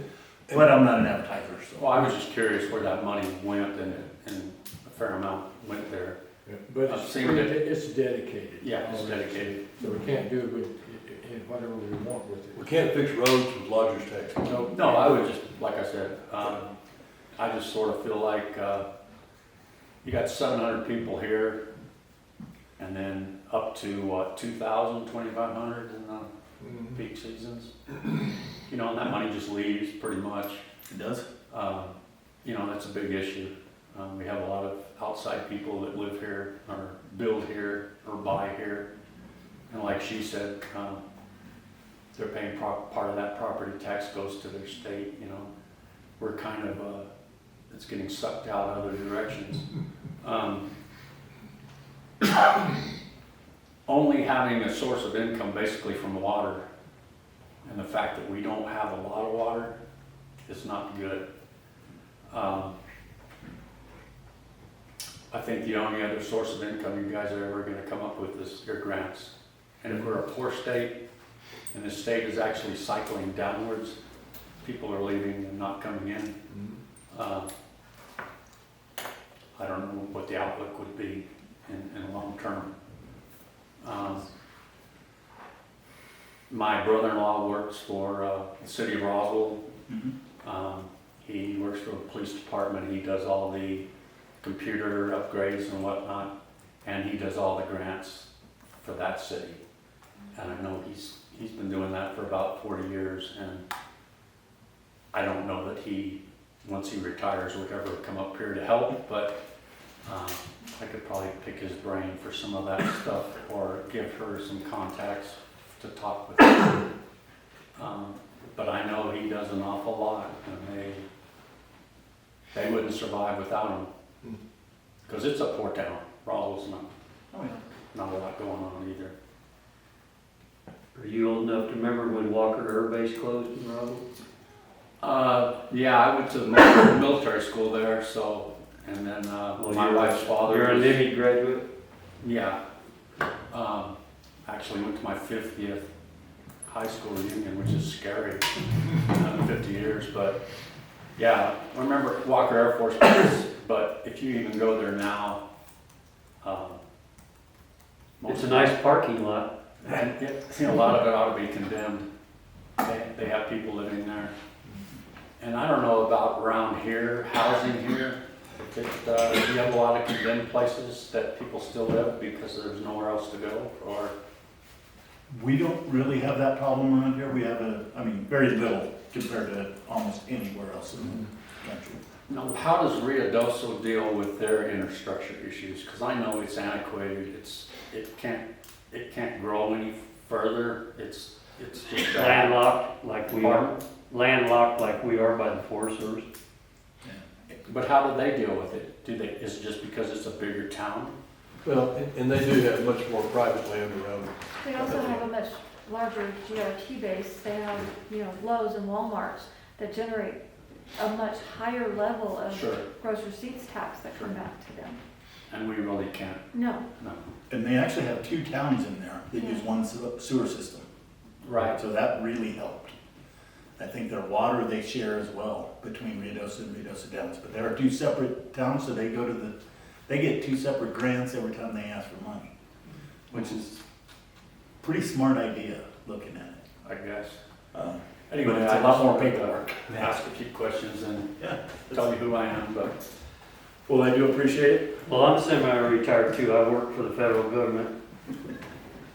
Out at Sunspot. sorry. Been a good career. All right, so what else do we need on the 7-1-4? Well, we're dedicating 10 to road, 10 to water system, and then we were talking about 5% To the sewer, to the sewer. 5 to sewer, off of the base rate. off of the base rate, which sewer doesn't go up and down, does it? Isn't it just the base rate, or is it? No, Base rate. Okay. Well, currently, it goes up on your CPI. And it's in the end of this ordinance, so we'll. All right, yeah. So we're good on 7-1 with the 10%? Okay. I think that's a good place to start. I think it is too. All right. Say, we're already up to paragraph 5. It's taking us 2.5 hours. Well, All right. Yes, sir. On paragraph 5, where there's a question about filing liens, Yes. research New Mexico 2006 Code, section 336-2, we are allowed to file liens on any personal property in the village. However, a lien must be filed in the county where the village is, Okay. which for us, I don't see that being a problem at all. But no matter who we file a lien on in the state, it just has to be filed in the county where that property is. So it would have to be in Ontario County. Yeah. Now, Now, the- the liens are only good, I think, 2 years, 4 years, and then they have to be renewed, which, you know, that's no big deal. So it's very possible we can file a lien wherever we need to. Okay. You said in the village. Yes. We can file a lien for property outside the village. Yes. Okay. Because that was a question. Outside of the village, I don't think so. Pardon? Not outside of the village Yes. limits. Yes. How are you gonna do that? The same as you do in the village. You can file on a piece of property, What's your lien authority though, outside of the village? we can file a lien, let's use an example, a sunspot on a piece of property there, as long as it's filed with the clerk in Otero County, it's perfectly legal. But what's our authority against, sunspot property? They owe us money. It's indebted. No, I just use. So if they filed if they owed us money officially, then we would have a reasoning to. so you're talking like maybe the Forest Service property, because they're using our. Forest water. Service does not pay for, or they're not in the village limits. Right. But if they don't pay their water bill Well, I'm all for filing a several lien on. years, just like, On the federal government. Did you want me to deliver that?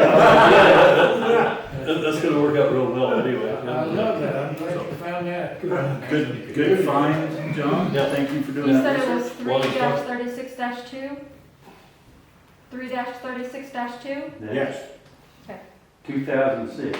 While we're talking about liens, a few months ago, we forgave interest money that had been earned on unpaid water bills because we thought it was excessive.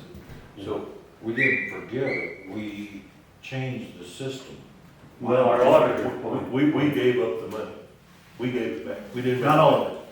No, We did the compounding interest. is that what was we always forgave. a compounded interest. And, so anyway, my point being, if you can have all the lien authority you want to, if you don't enforce your liens, then we're gonna be right back in that position, because the liens will bear interest. You're gonna have, now, if you say, yeah, but old Betty Lou, man, she owes more than she can pay. Okay, so it's not their ability to pay that should govern, it's like, are you gonna charge if people don't pay their bills? And are you gonna have the political will to make sure they do pay their bills? Then it's all good. To simply put teeth into an ordinance that you're not gonna enforce later, it's feel good for the moment, doesn't work later. Well- That these two things, wait a minute first. Should that language, that if we wanted to file a lien, this is how we would, Yes, there's our Have it referenced out. reference, yeah. and so the point being that these two are so close together in the calendar. A few months ago, we had this compassion, and I'm not saying it's wrong, but it was like, but we did give up money we had earned. No, No. No. if it would have been earned money, we wouldn't have given it up. Okay, so you're saying We it's gave- misinterpreted? We gave up money that we, It was misinterpreted by the auditors. yes. The ordinance was misinterpreted by the auditors. It was always to be 10% late penalty on the month that you were late. The auditors came in, misinterpreted the ordinance because it was not written specifically to say for the previous month. They made us go back and charge 10% compounding over the entire Anyway, bill my every point is single month. that we've just reviewed how we don't charge as much as we could, or we didn't want to charge that much. So now it's, when we deal with liens, we've gotta be sure that whatever interest or penalty or lien we're going to file, we're willing to enforce and maintain and understand it. Right. And so, that's my point. And Ev- do follow. Every charge that we have, we need to be able to look somebody straight in the eye and tell them why we are charging them. Or not have that charge. Right. Exactly. And that's where that one came from. I couldn't look somebody in the eye and tell them why they owe $10,000 when the actual bill was only, $1,000. Okay. And they were just accruing $1,000 a month. There is our soon-to-be council I've got member. bribery. It's pumpkin bread. Are you staying or are you going? You better come on. Gotta say, That's not fair. I was actually going to ask you if you wanted to invite her to the table. Yeah. Since she is going to take on Bruce's chair. I got warmed up. I wasn't gonna kick you out yet. Oh, You're stuck till after Christmas. Okay, so You're taking care of where are we at? We're good with liens? No, I need an answer. No. I need an answer on the question that was posed. Currently, we do file liens, we do sustain the liens, we do refile them at 4 years. What I need an answer on is, are we going to it cost us To charge. $25 to file the lien, it costs us $25 to release the lien. Are we going to pass that fee on to the lien holder? Yes, I think that's Okay. it. yes. I can't all believe that legal wasn't fees in there. incurred will be passed on to Okay. Jim? Yes. Yes. Now, this isn't a vote, but I just wanted to. Yeah. No, I mean, that Yes. to me is just common sense. Yeah, that's what it seems to be. We need, Okay, we have that. That should be in the language then. Exactly. if you have Fair enough. legal fees, add your legal fees in there, clerical fees, what do you call them, consumables, that's paper, envelopes, those kinds of things. That language, we could build in there. The point being, if somebody doesn't pay their bill, that's when this happens. If you don't want to pay all the stuff, pay your bill. That's all right, pretty easy. Or you can give up the property. Or you can, what do they call that? There's a, Foreclosure. foreclosure for lien, which can be brutal. Oh, yeah. well, as long as it's only some old people we're kicking out. And so again, on that You paragraph, realize you're we'll still look for getting that recorded. language. Yeah, I don't care. We'll look for that language in our future reviews. The internet is forever. It goes in the cloud. Okay, Okay, next. any other questions on 7-1-5?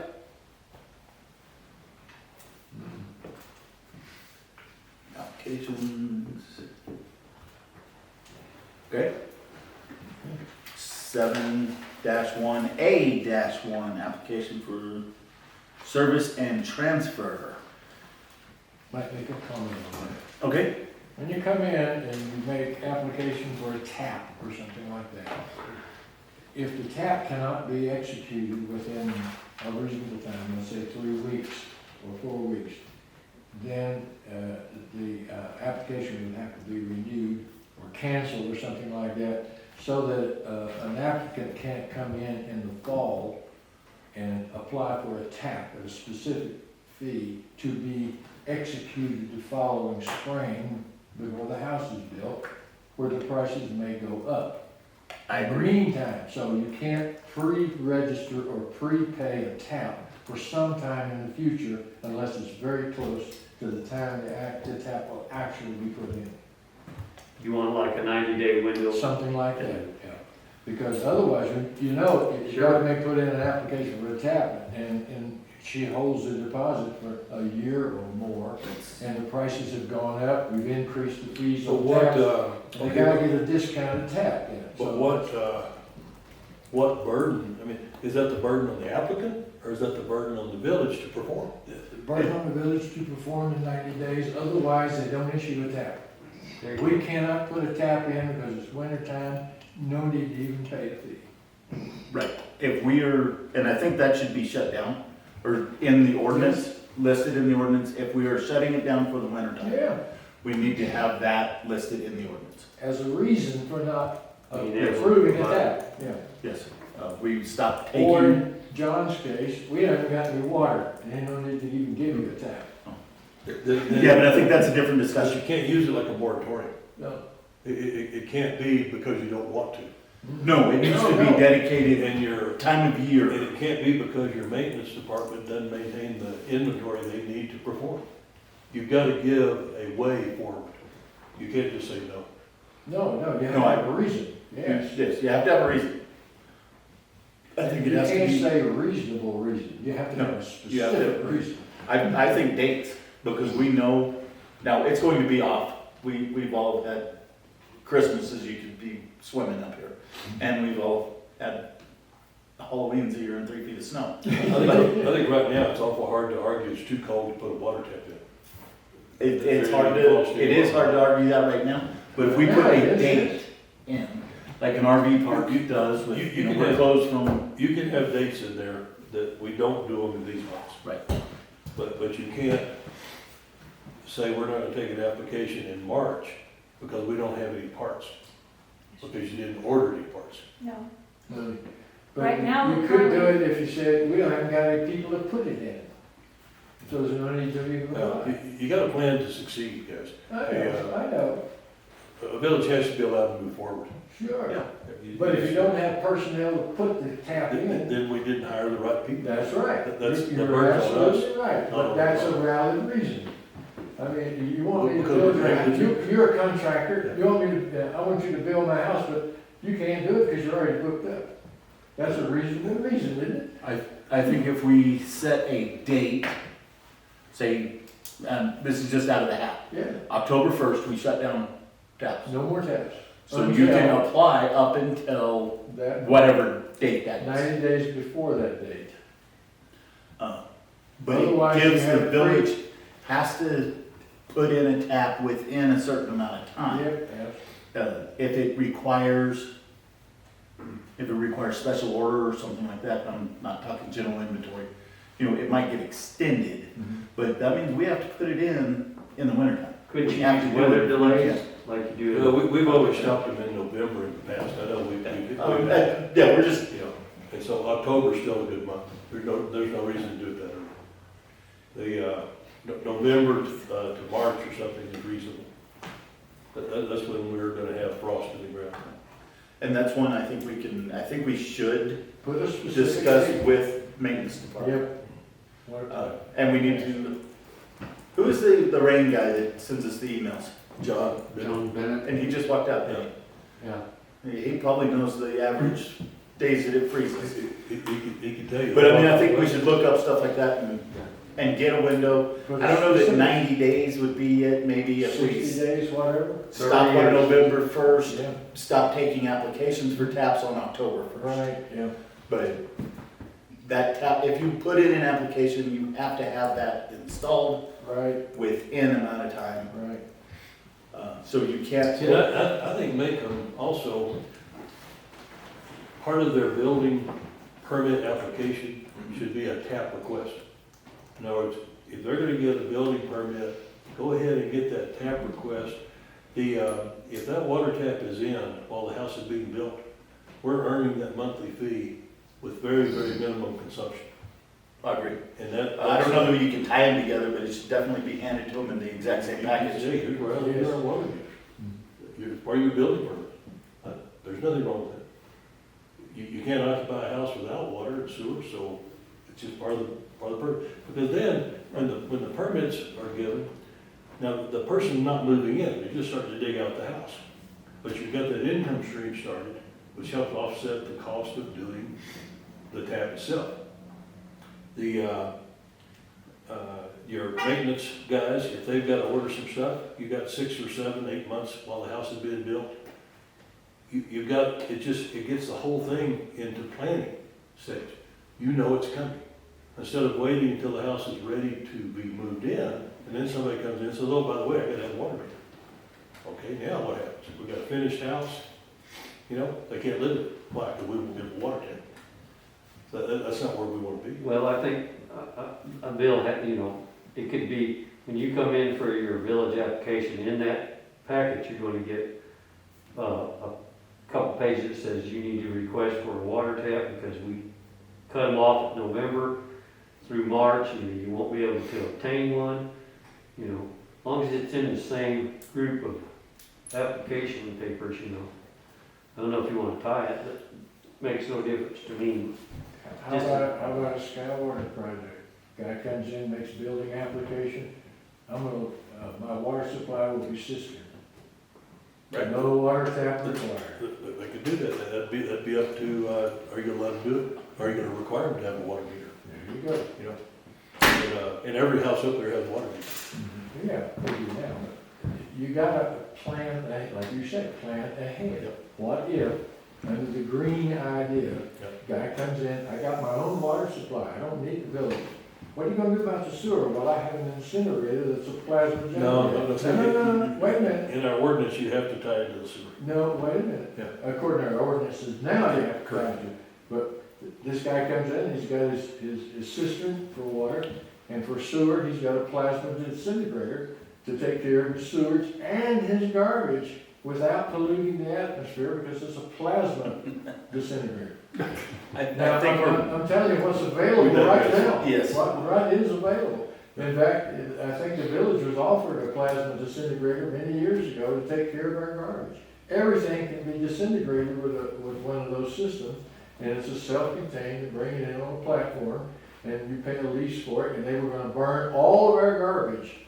They didn't say sewer, but our garbage, including cinder blocks if necessary, because those generators will disintegrate and burn cinder block. So it was total consumption of all of our garbage, and we wouldn't have to ship downhill. Okay, I don't I would know. like, Do more you remember information that? on that. No, I've never heard of That that. was under Dave.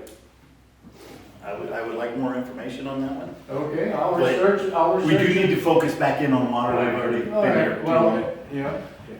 Energy. But when you start talking about all possibilities, planning ahead, you can need to plan ahead. So where are we right now? 7181. Service transfers. Okay. The transfers, okay. So we had a question on agent. Agent works for me, does it work for everybody? Because that can be individually defined, I think. And agent could be in our definitions, yeah, and that's where to put it. And what we wanted to do is always make sure the property owner was a responsible party That's for correct. anything water related. Yes, And then that way we don't have a tenant who moves Yeah, it out. leaves us with a big bill. Exactly. and if we, and I don't know if this is the right place in here, but that's something I want to get out on the table, is if the tenant moves out with a outstanding bill, we do not turn that water meter back on until that bill is paid. And Whether, exactly, that's why you put it to the owner. right, Yeah. So it's a lien against the property, the owner has to pay the liens on the property. If they let their tenant skip, that's their problem. Yeah. It's not our tenant. I've had to pay that twice, a $600 bill and a $900 bill, because the tenant moved out and left the water running. And then we So talked I had to pay a about bill in order to keep the meter going. a transfer fee, like where the girls were spending some time, property sales. And so the new owners come in and say, "I will set up a new account." So that's what this transfer fee would be there, in there to pay for. We talked about maybe $100 on it. We've got like Twin Forks or somewhere, if we just get outside of town, transfer fees are resorted. Now, just a question, so if we're gonna start charging transfer fees and stuff, is that gonna go into the water system fund? Because we're talking about 10%. Or is it administrative? So Yeah, this is a $15 charge currently that we charge. right, When you buy my house and you move into my house, and you turn the water into your name, right, we charge currently $15. It goes underneath the water department. it does. okay, what does that entail work-wise? It entails closing out the old water account, Okay, making sure that it gets billed, and it will stay there until it's paid off. Opening a new water system account, so it's all paperwork within the system. Or computer. do we physically go out there and read the meter at a transfer Yes. date? I would Yes. think so. So it cost us more than $15 to, Exactly, that's what I'm getting at. yeah. Yeah. But for $100, I think $100 is $100 too much. Obviously, $15 is way too low. It's probably not costing us $100, but $100 is a reasonable amount for a transfer. Well, It doesn't kill the deal. Probably Yeah. about you know, when you consider, well, we gotta go read the meters. We had to buy a truck that has tires and gas in it and the personnel to go read it. So pretty, you don't really think of that, probably but those are costs that are involved. 75% of it. And again, in our water department, this is an enterprise fund. Right. It's not just to pay its bills. This is how you help offset something you can't pay for. And so, but without putting undue burden on any particular point. That's all I'm looking at is this too much, too big of a jump? No. I mean, it's not gonna happen that often. I mean, the trend. What kind of, what would you say we do in If you don't do a transfers transfer, annually? Just, you shut off the Yeah. water by the previous owner, and he Right. does. 60. The new owner comes in and has the water turned on. What's the difference in the price? There is none. If it's $100 to turn the water on? It's $100 to turn, well, right now it's 15. No. No, if it is disconnected, Yeah. No, the previous owner who moved out had the water shut off. New owner buys the property, comes in and comes to you, says, I want my water turned on. What's it cost to turn it on? Right now, Yeah, $15. 15? 15? so there's no difference in the transfer or connect. Yeah, it's cheaper to reconnect than it is to transfer. Well, If you go to $100, unless we do $100 to turn it on. I think the turn off and turn on should be more expensive than a transfer, Yes, it should be, because you have to do everything twice, yes. instead of doing it all in one time. So let's consider both of them. you just were That's- worried that's- that $100 was too big a burden? I was thinking the $100 on just a transfer might be too big of a burden. On an on-off thing, $100 is probably too small. Yes. I mean, but I don't know. I really don't. I'm open for It takes discussion on some research on that, yes. that. But yeah, if y'all are good with 100, but if we do 100, what do we charge to have it connected if it is turned off? Like, I don't sit there empty for a while. Yeah. Well, if George sells his house, he turns the water off, it's over winter, it sells in the spring, somebody buys it, they come in, they turn it on, they need to pay the $15 or even $100 Whatever the for one transfer shot, fee, yeah. shouldn't be, unless they pay it twice. George pays $100 to cut it off, new person pays $100 to turn it on. Yeah. George sells his house and leaves the state, he may not ever turn that bill off. He can care less. He got his cash, he's gone. That's what happened. Yeah. And, that's why we need to tie that together. Yes, they You should know, be tied. and whether it be a transfer or A transfer should be cheaper, but a turn off and turn on or should do be we more. want to call it? Because like Bruce says, twice the Or do effort. we want to call it a new account fee? That might Because be- that's really what you're fixing to get into. Yeah, it's kind But we're- of, that language kind of fits better than, you know, well, yeah. Maybe If- we if- shouldn't have transfers at all. Well, the transfer is paperwork. Actually, the meter don't necessarily have to Yeah. be turned on or No, off. all it has to do is get a reading of Just it. a reading and And if keystroke. we're not doing that, we're gonna read it, it's remote reads and drive by. Yeah, If we're going to not have to turn it off and not have to turn it back on, that might be an incentive for them to do transfers. yeah. Instead of making us get out there and turn it off. And what Transfers at half the price of whatever you So- shut down and turn on. So if we put a transfer fee of $75, Yeah. and then we'll discuss a disconnect fee and we'll discuss a connect fee later on in That sounds the, does reasonable. that work for everybody? Instead of $100, we move Yeah, 75. 75 is more reasonable. Well, you want to, again, you want to incentivize the things you want. Yep. Right, You want to tax the things you don't. but $15, we're losing money every time we do a transfer, so. 15 doesn't buy much anymore. Okay, A hamburger, that's it. are we good on this No section? mayonnaise. Yes. Okay, I'm happy. 7-1A-2 water rates. There we go. There we See, have it. this is where we're supposed to have the full, Yeah. not over the boring stuff that they stood for, or stayed for. Okay, How many we got out there falling asleep at the COP center? all right. Water rates established, we're looking at, right now, in the ordinance, it's $36.65. 45 cents, Right. plus tax. Now, that one does grow every year, that's part of the reason I like percentages better. And right now, it is 45.20. What do we need to have our base rate at? $10. Then we're losing money. Oh, darn. Well, yes, but what it should be, so. No, but we're not losing money on water. We just don't have money for everything else we pay out of That's water. right.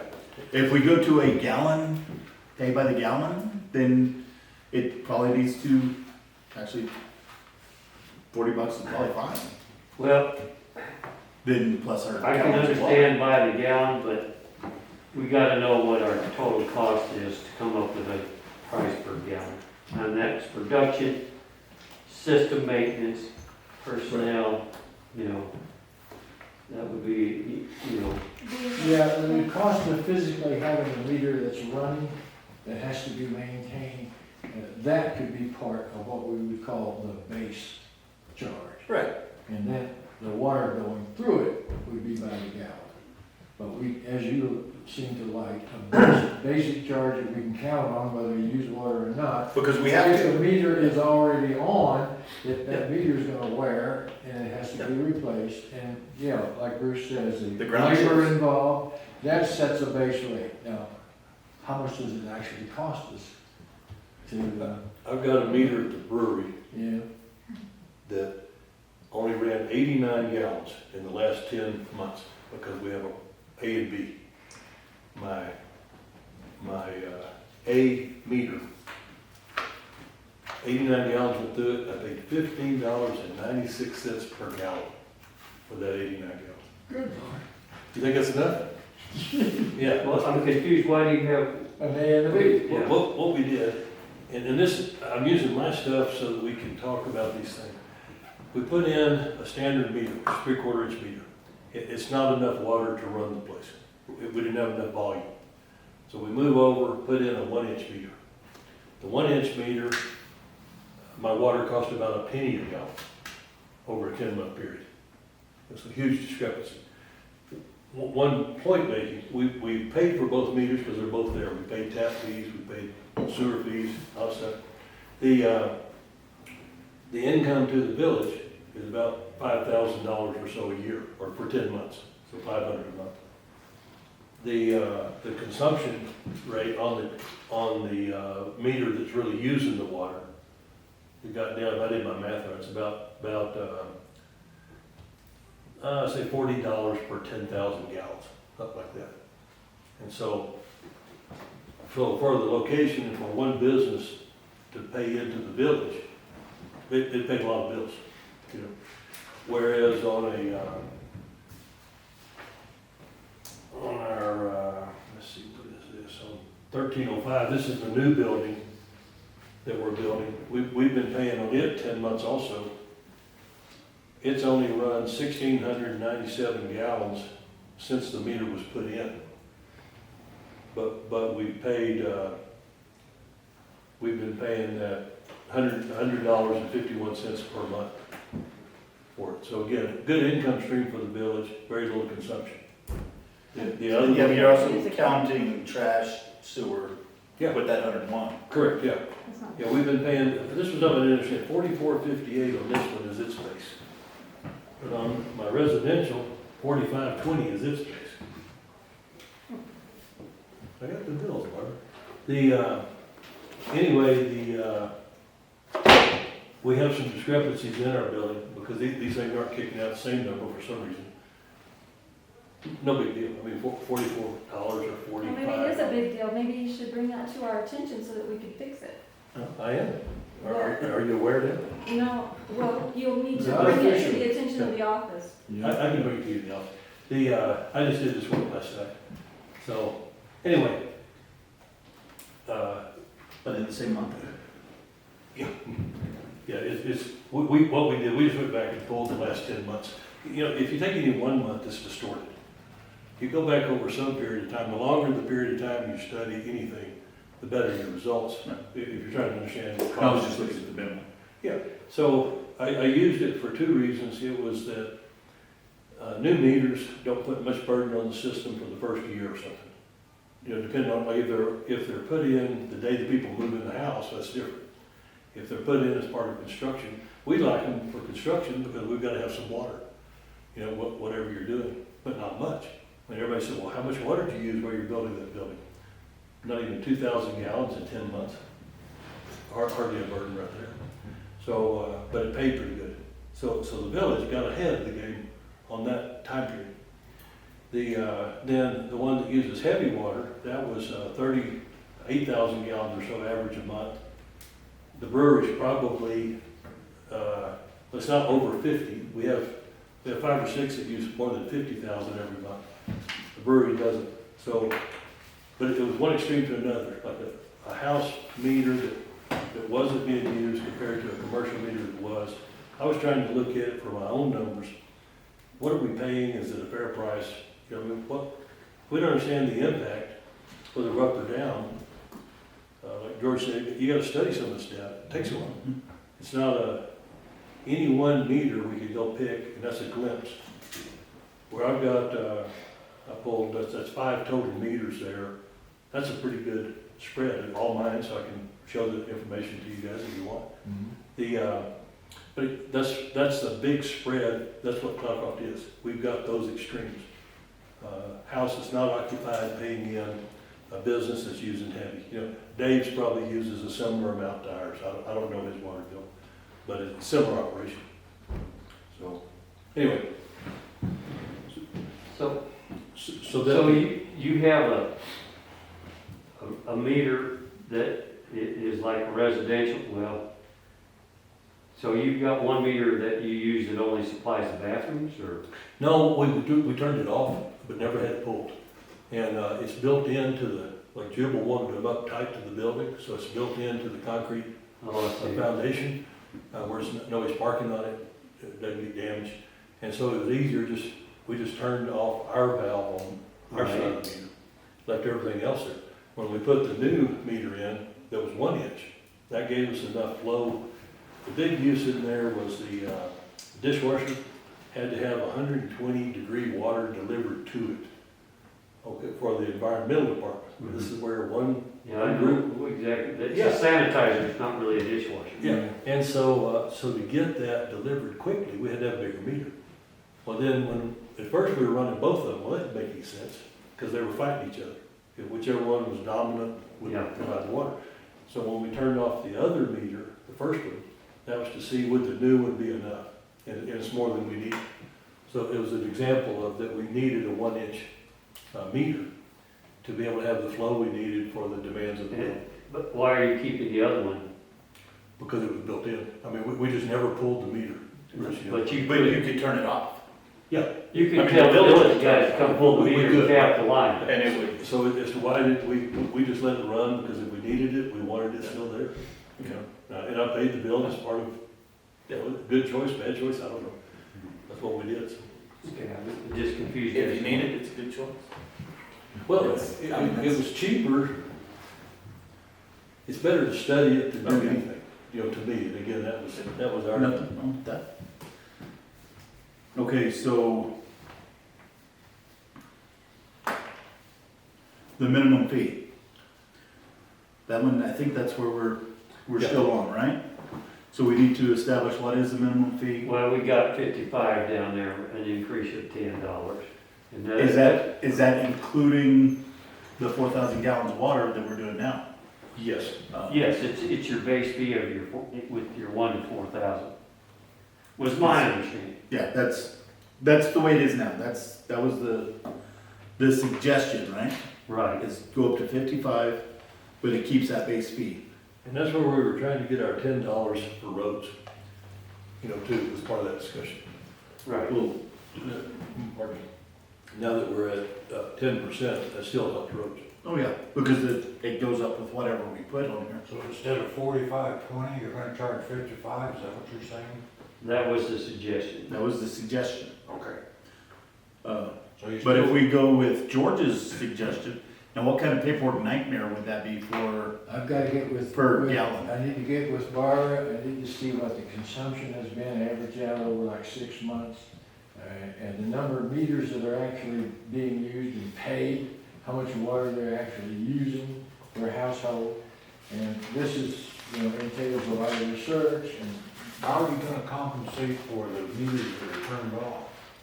How are you gonna come up with that number? well, like I say, if you're not delivering the service, there ain't no cost. Just make it- Yeah, but I'm back this summer for 4 months and I'll be using water. Then you got it turned on, you How got are you a gonna meter come up cost, and you got a water cost. Right, if you compensated by, Water consumption today and try to figure out what the cost per gallon would be.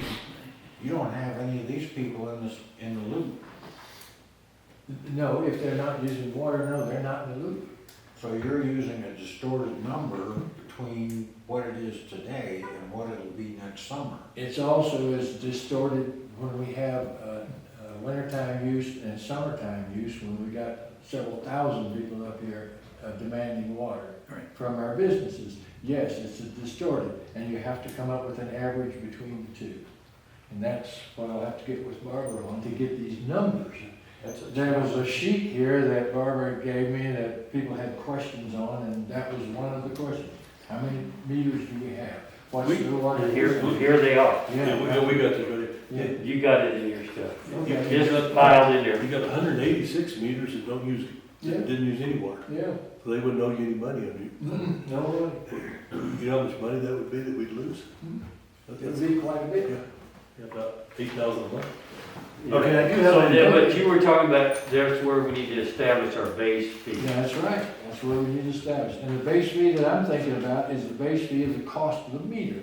Now, the people Say that again. the base cost, how much does it cost to keep a meter? Whether it's used or not, it's gotta sit there on the property. So what's the depreciation on that? That's right. That's a depreciation, the replacement cost, and the maintenance. Now, Jubal has these answers because he replaces meters. He knows how long they last and what it costs to replace them, when they're used or not used. So all of these things have to be considered on a base, if we're gonna charge a base fee for a meter. And then the water flows through and it's, how much per gallon, and who's using it, and how much are they gonna pay because they're actually consuming water which they sell back to the public, such as, I'm sorry to say, a It's brewery. Yeah. A brewery is an enormous amount of water they're selling back to the public in the form of beer. No, And the rest- we make our beer out of rainwater. Oh, you do? the cleaning instead of brewery. Well, you don't have much to sell today. But restaurant, dishwashers. Yeah, dishwashers. And toilet flushing when 3,000 Well, people and that- come in. So it's the same with motel, they gotta wash their Same sheets. thing, they gotta wash Unless you their sheets. request that they don't change your sheets and change your towel. Okay. So there's some research involved in getting that actual number, and I'll have to get back to you on that one. okay, I have got a letter that was sent to me Okay. from one of our residents, because I did ask for Sure, community yeah. input. Right. And he had some really good things. One of them on here is, he had his numbers wrong because he actually got the 36 off of the ordinance. But he suggested we do not raise more than 10% because it will seem like it's a punitive charge on any of our base rates. And I definitely see where he's coming from there. But he liked the idea of cutting, instead of 4,001 gallons, cut that down to 2,500 gallons per month. Yeah. Because that, then, it actually helps people like George. Yeah, Who's not using a lot of water. I use it But- every month, for as long as I've been here, Yeah. less than 2,000, every month. So if you conserve your water, which I'm asking everybody to always do, there is a benefit in it. If John's gonna say, hey, I looked at my meter and I only used 2,000 gallons, I'm gonna water the lawn for that extra 2,000 gallons because it's not gonna cost me anything. Right, I already paid for it. I already paid for it. Yeah. So I like that idea, which dropping it, whether 2,500 or 2,000 or. That seems reasonable. I mean, that takes the price per gallon off the table, but I think it'd be a lot simpler on our billing service and on everything else. A lot simpler. And doing a rate study that's accurate per gallon would be more than a couple of weeks of It might be, it might be. We'll see how it turns out, depending on how many records have to be researched. That sounds good as long as you're old, like my wife and myself, or myself and my young wife. If you've got a family of 4 or 5, 2,500 is no problem to use. All right. Oh, yeah. But if you're using more water, you pay more, because then we pay for the water we're using on top of it. Yeah. So his reasoning is to lower the first initial fee that's paid by your base rate. The lower the amount of gallons you're getting for the base. So he's saying only a 5% increase and then charge more for the water. No, he's saying I mean, 10%. all you're doing is rearranging how you're gonna get people. That's right. You're helping, you're incentivizing conservation of water, Yep, absolutely. and you're actually, Well, if you've you got, are raising the price of water because that second Threshold's 2,000, lower. yeah, the second 2,000 you're paying for, as opposed to getting it free. I understand that, but you're just rearranging how you're taking the money out of the household's pocket.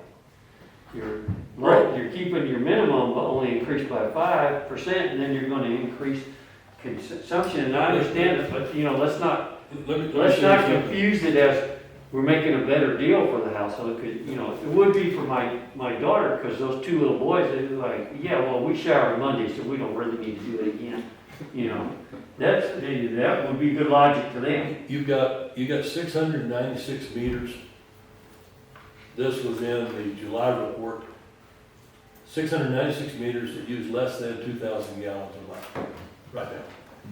Out of the 1,000 meters we have. Out of 1,100. 1,100. So 60% use less than 2,000. Correct. So if you lower that to 2,000, you didn't affect them. Trusted. What the ones you're hitting, 238 meters use 2,000 to 4,000. Right. So you're fixing to hit them hard. When you go up, But they may only be using 2,100 gallons. there might be. I mean, we don't know what those. That's what I mean, that's why it's a 2,000, you don't have, I mean, it's like how far are you gonna go down? Endless. But, and this is 1 month, but July is a heavy consumption month. Yes, it is. And so it's as good a month to pick on. If we go into maybe January, that's probably a light consumption month. But, my point being that when you play with those things, your base is where your money comes from on 1,100 meters. If you start dividing that base, if you don't watch it, you're taking away the cream of the crop. The ones that don't use any water, that's like golden. They're already conserving 100%. So there's no more incentive you can give them. You can slap them all you want to. They're not using any water. That would be in July, 186 houses in town that were empty. Nobody was there. When we looked at it as realtors, about 64% or so of our homes are occupied less than 90 days a year. Say So, that again? yes, about 64% of Cloudcroft residents are occupied less than 90 days a year on our historic real estate info. Now, That's actually seems like a very high number to me. it's very high. I would have figured it would be 80% was less than 90 days. But what it does for us, that's out of area owners. So our school district gets the benefit of the property tax, our village gets the benefit of the water bill, but we don't have that pressure on us. Yeah, a tourist comes in and some of them are jerks, and they say, well, I paid for it, I'm gonna use it. The guy isn't here very long. Right. So you hit him another $100, a penalty, or whatever we wanna do, he's gonna say, fine, for $100, as long as I get to use my water, I don't care. Those households that live here, that's what Bruce talking about. Young families trying to make a go of it in Cloudcroft. They have 3, 4, 5 kids, however many they've been blessed with. We don't want to hit them hard. They're already struggling. It's hard. This is a hard place to make a living. And so be conscious of who are you penalizing. If we look at it, most of us in this room are retired people, one way or another. Okay, I don't want to pay any bills I don't have to. But somebody got to pay the bills. So are we going to shift the burden from those of us that have had a lifetime to get here? Or are we going to put it on the young family that just showed up and is trying to make a go of it? That needs to be conscious. You say, yeah, I don't care, let that young guy pay the bill. Okay? No, that's what you're doing. and go look at yourself in the mirror and say, is that fair? You know, I don't think so. I like the same price for everybody, every class, every age group, period. But now, that's hard to say you're not being fair. You say, no, I pay the same, and I don't use water as much as a big household. But if our base was there, it's hard to say, well, that's not fair. Really? It is. If I leave and go away for a month, I still pay my water bill. Is that fair? Yeah, it's a deal I agreed to. I moved to Cloudcroft. So that's where these charts are wonderful, because if we talk about, you go into like the brewery, let's pick something 40,000 gallons a month or more. You got 5 meters. So, okay, you're not gonna change the budget of the village, no matter what you do to those 5 meters. It's just a feel-good statement. To say, well, by golly, these guys use all this water, need to pay more. Okay, you're gonna pick up $1,000 or $2,000. Are you gonna put them out of business? Well, look at our restaurants that aren't open as much as they used to be. They can't get the help, and they can't afford to be open. And you wanna put more on them. You know, it's like, okay, great, they just survived COVID. Now you wanna hit them again? You know, whatever, they'll take the load. But you gotta be conscious of who you're hitting. This money comes from people. We talk about meters. It's families that are fixing to have to write those checks. Comment. We only have to have income if we spend money. We're spending way the hell too much money. That's why we have to have a big water bill. We gotta have money flowing in. And we have no industry in this village. Except tourism. Tourism, you really can't count as an industry, because only the businesses survive because of it. Only, that's the reason they come up. You gotta have a place to eat, you gotta have a place to sleep, and that's it. Every homeowner in Cloudcroft benefits from tourism, because when you get ready to sell your home, that value is gonna be based on a tourist value. I'm not selling my home, I'm gonna die in the one I'm in right now. It's Someone. not benefiting me at all. Yes, it is. It's like a real estate, you buy a house and you say, oh, I want my property value to stay up. I want nice houses all around me. The only reason you want your property to stay high and pay taxes on it is because you're gonna sell it.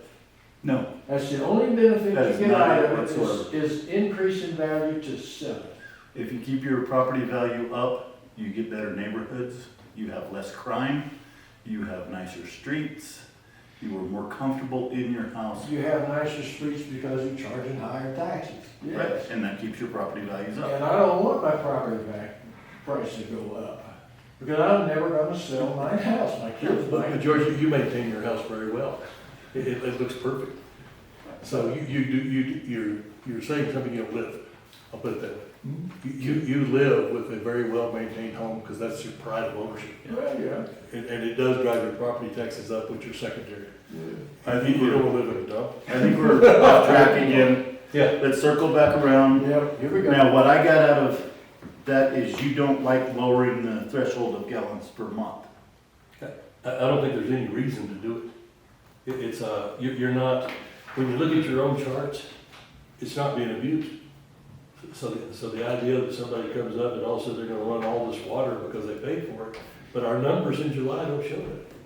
I think we need to put all this in limbo at this point in time until George comes up with what all these averages are.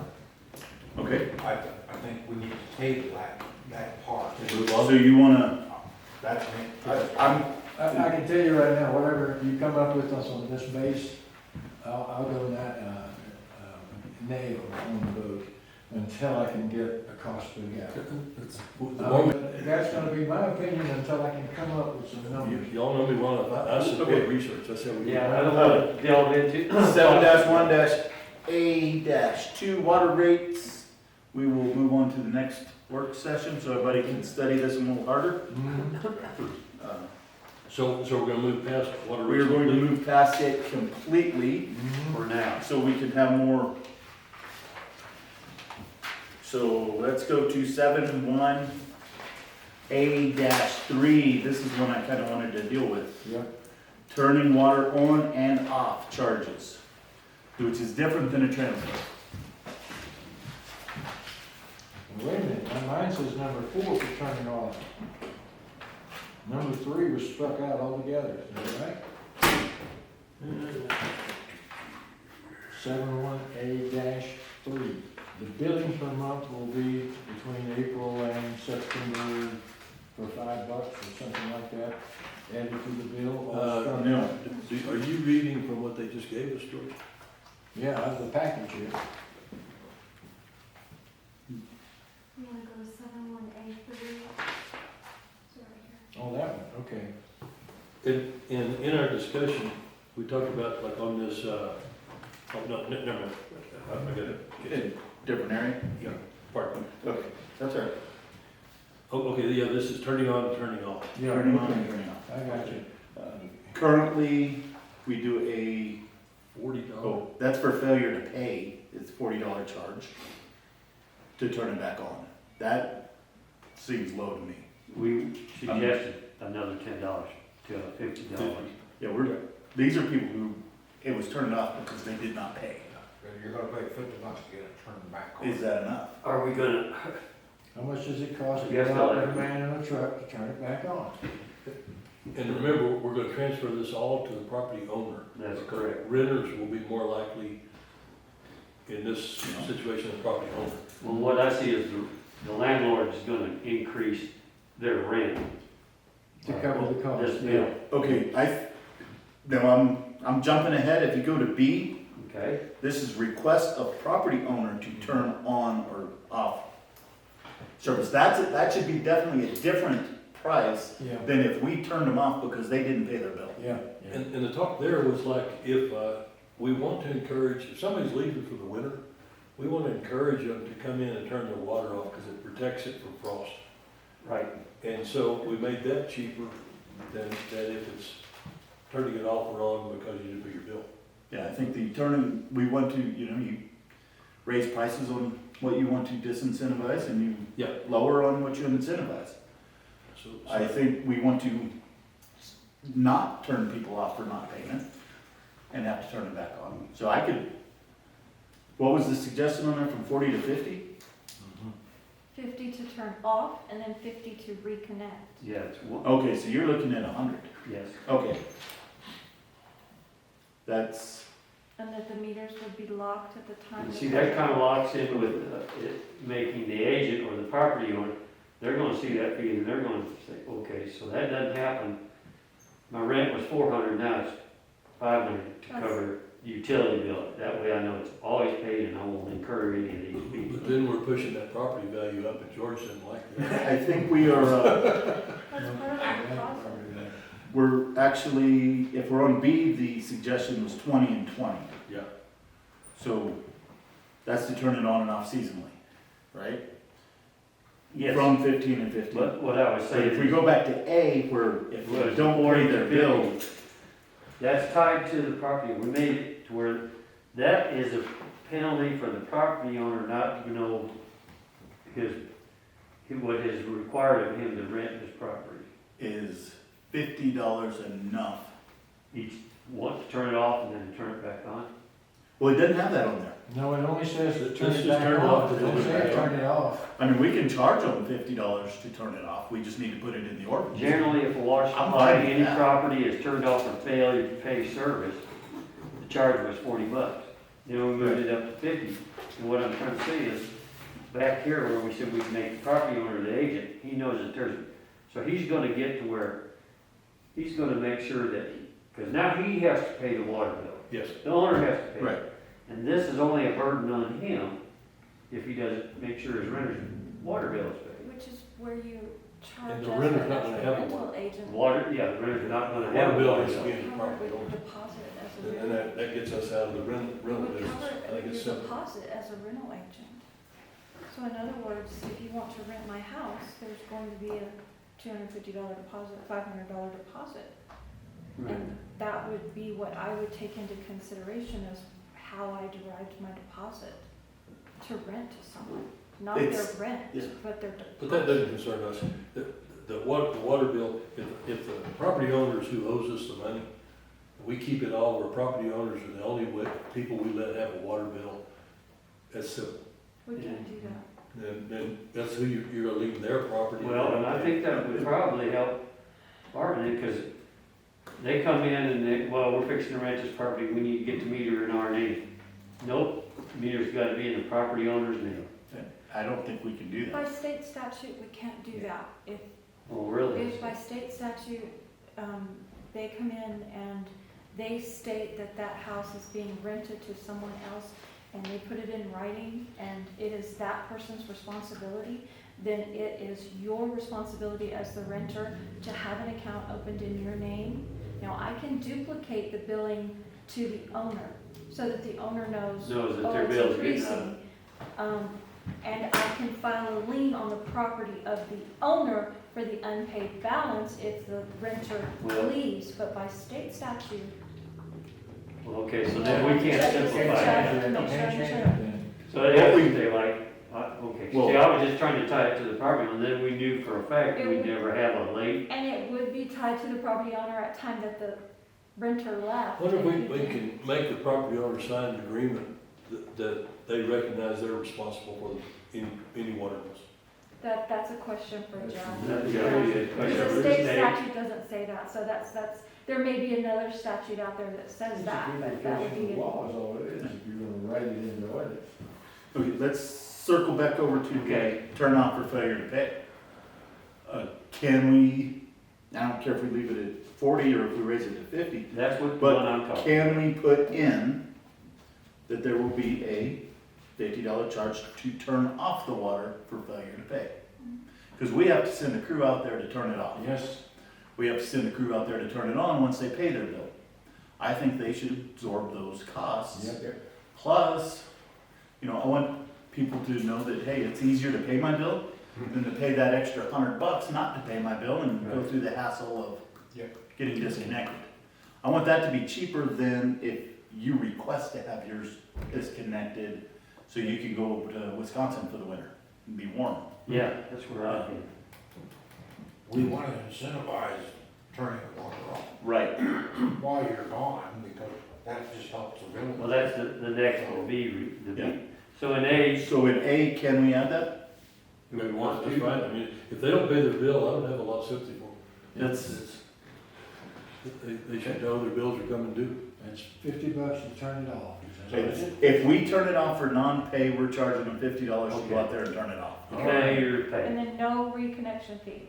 Yes, But if if they want it turned back on, they have to pay $50 to get it turned back on. The same person. I don't care who How about connects the it. owner? It doesn't matter. If it's turned on, It could somebody's come gotta from pay. the owner because he gets rid of the tenant that didn't pay him either. That's Right. what's gonna happen. They're It not gonna could pay be. the rent, they're not gonna pay their water, So then he comes back to re-rent that house and it cost him another 50 to turn it back on. Then he may put it in his name and pay the bill and just add that to the rent. But, That's usually the way it's done, yeah. but that's What do we- their issue. That, I don't think we have any business in that part. So 50/50 then. Yeah, okay. Turn 50 off, 50 on. Sound legal? failure to pay. Okay. Yeah, I'm, So what do we charge right now if I call in and tell you I want the water turned off? That's not for the failure to next pay. 6 months or whatever? Yeah, this, so we're going down to the next one. yeah, that's the next one. That's $15. That's what we charge right now? That's what we charge right now. Okay. And we do that because we want to incentivize people to, I would vote I'm to leaving. leave it alone. Wait, we're not on that one yet. Oh, okay. We're on the $50 turn off well, for non-pay. I'm fine with it. I'm fine. Okay, so we're moving forward. You got that one, Robert? Now we're on. Off to B. John. Now we're on B. Now we're on. Request of property owner to turn off water service at the request of property owner, at the request of the property owner. It will be done by the village only at the water meter for a charge of $15, suggested to be 20. And the water service will be turned back on by the village at the request of the property owner for a charge of $15, soon to be 20, or requested to be 20. 20. Now, even If though you such turn- a request is made during normal business hours on a normal workday.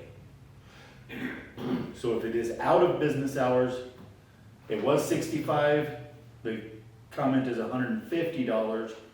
That means we having to pay somebody to come up here Yeah. Right. on So, call overtime. My response to that is, if someone says, oh, well, we're gonna leave Saturday, we want our water turned off.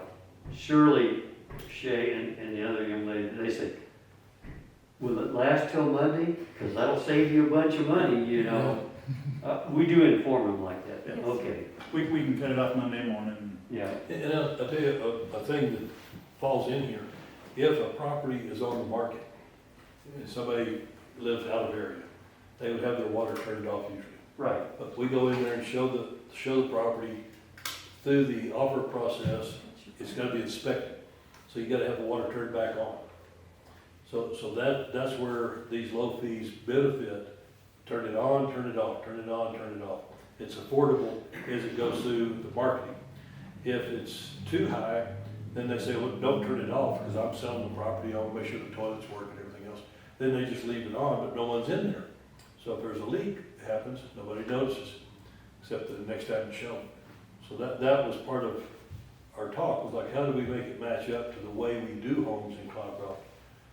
Because it is an active real estate market, so it might as well. Get my water turned off, because I'm gonna be gone for the next 6 months, Mhm. but I still get a water bill, right? You do, You So still I'm get to paying make 15 plus whatever the water bill is per Right. month. correct. Okay. Want to clarify. And that part will go into, that's in the rates, right? Okay. So Yeah. that monthly water bill, whether you're on or off, is something we're going to discuss in the rates. So the suggestion was instead of 15, move it to 20. And this is all revenue stream because it stays in the water department. But I don't want to disincentivize people to get. Well, I agree, I'm just saying that's what the suggestion was. Is Do 20 we a want to leave it be? big deal? I like the 15 because if I'm gonna be gone for 6 months, 15 is no big deal. But 20 is a bigger deal. $5 John. I know. George? Another gallon of gas. Yeah, leave it. Of labor and time involved, that should be the cost. Village not, village not selling labor, village sells water. No, the $20, you know. So, $20 so you- sounds about right for the vehicle and the time involved for, usually it's 2 guys that's gonna go out there. should be one. Should be one, yeah.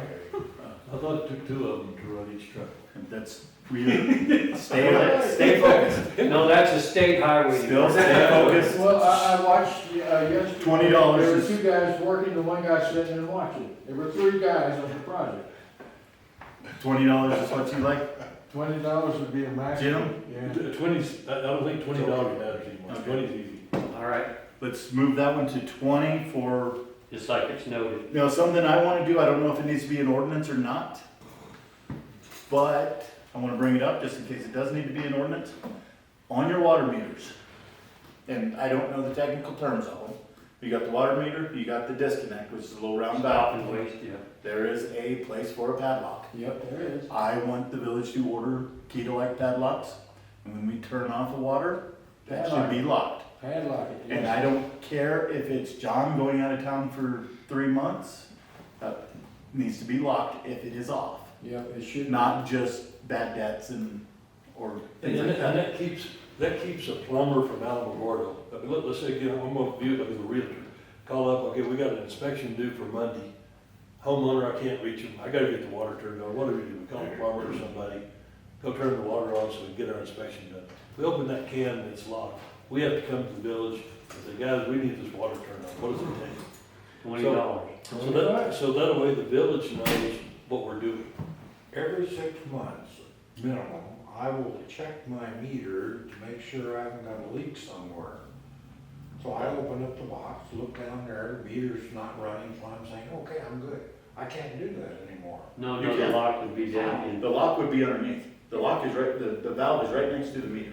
Oh, you're locking the valve? Yes. I'm locking the valve, Yes. not the can. Oh, okay. Because Not the lid to the meter, that's right. I believe everybody has the right to read their own meter if they want to. Well, I can. I mean, you need to be able to look at it, and you can see if you have a leak, because it's got the little. Well, we talked about that, from the meter on, it's the responsibility of the property owner. Right. So you've gotta have a right to look in there and see if you're at Right. risk. No, I thought you wanted to lock the No, lid. not lock the can. Alright, Just yeah, the that's valve. covered. Lock the valve, it's either on or it's off, and that keeps people Why, like me. why should we not do it? What's the reason for not doing it? The only reason I can think of, because I try to look at both sides, is I got a leak in my house and I need that water turned off now. And I Yes. can't get to my main, And that may be your only shut off. that may be, but, you know, Especially then, if your house valve is corroded to the point where you can't actually move it anymore. If you do, it's gonna break. So you gotta turn the water off right now, so yes, turn the meter off. Well, say it one more time, sorry. We have on-call staff. Yeah, we can, so then that, we call emergency. that lends to, so if it's a 911, they come up and it's a weekend and they come up and they realize, oh hell, I got a hell of a leak, I'm trying to, Yeah. you know, They need to call us anyway. I can't shut it off on my thing. Are we gonna charge them, because it's the weekend, we're gonna charge them $65 to come out and turn it off? Yes. I think we would have to. Personnel are By the involved. time that you See, and I cover think in that your, situation, if you open, we're saying you can open your meter can. Yeah. If you got water flooding, you're gonna turn that meter off. And, you know, my suggestion really was to lock it closed when they're off. Yeah, that's I don't care if they lock it open or not. Because, and that, if we don't lock it open, then that takes this whole Okay. conversation All right, off the that takes it table. out. You need the right to your insurance company is gonna say you had to do due diligence to minimize whatever damage happening to your house. If you have a pipe break and it's insured, that's one thing. If you let it run for 2 days because you can't reach the village, your insurance company's gonna say, man, that's 2 days on you, not on me. You're supposed to be able to control, mitigate the damages is the word of it. So yeah, as long as we don't lock it on. Yeah, Okay. never All right. like it on. no. so I have it written as, $20 during normal business hours. Meters will be locked by Public Works at time of turn off and unlocked when notification is given to turn on. Yes, That correct. sounds good. And turned on. Yes, sir. I'm sorry to interrupt, but you talked about changing the rate first, and then you talked about doing this whole thing of locks. If you talk about the maintenance is gonna have to buy locks with the keys, keep track of that whole thing. Don't you think that might be a little more than $20? If they gotta go out and handle the locks as well in terms of, They have to go turn it off anyway. They have to turn it on or turn it off.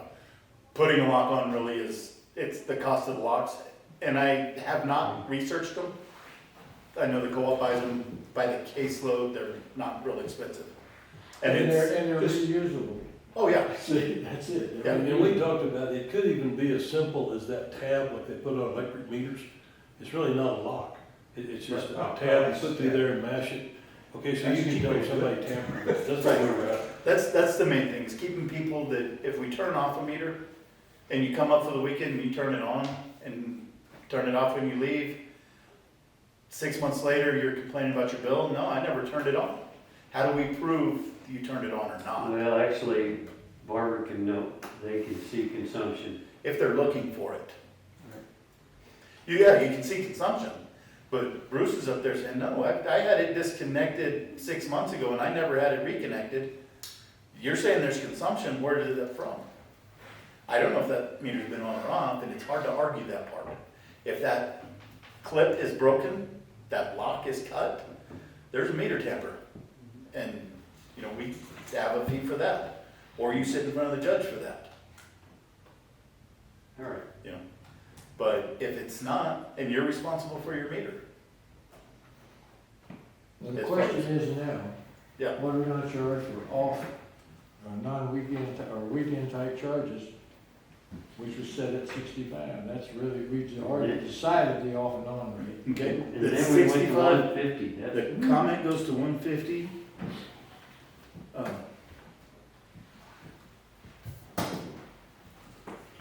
Do we know where the 150 came from? Jim? Bruce, were y'all in on that? yeah, we were in on it, and I don't know if that was from Public Works, if the guys decided that. Seems to me, that's kind of my recollection now, if that's accurate or not.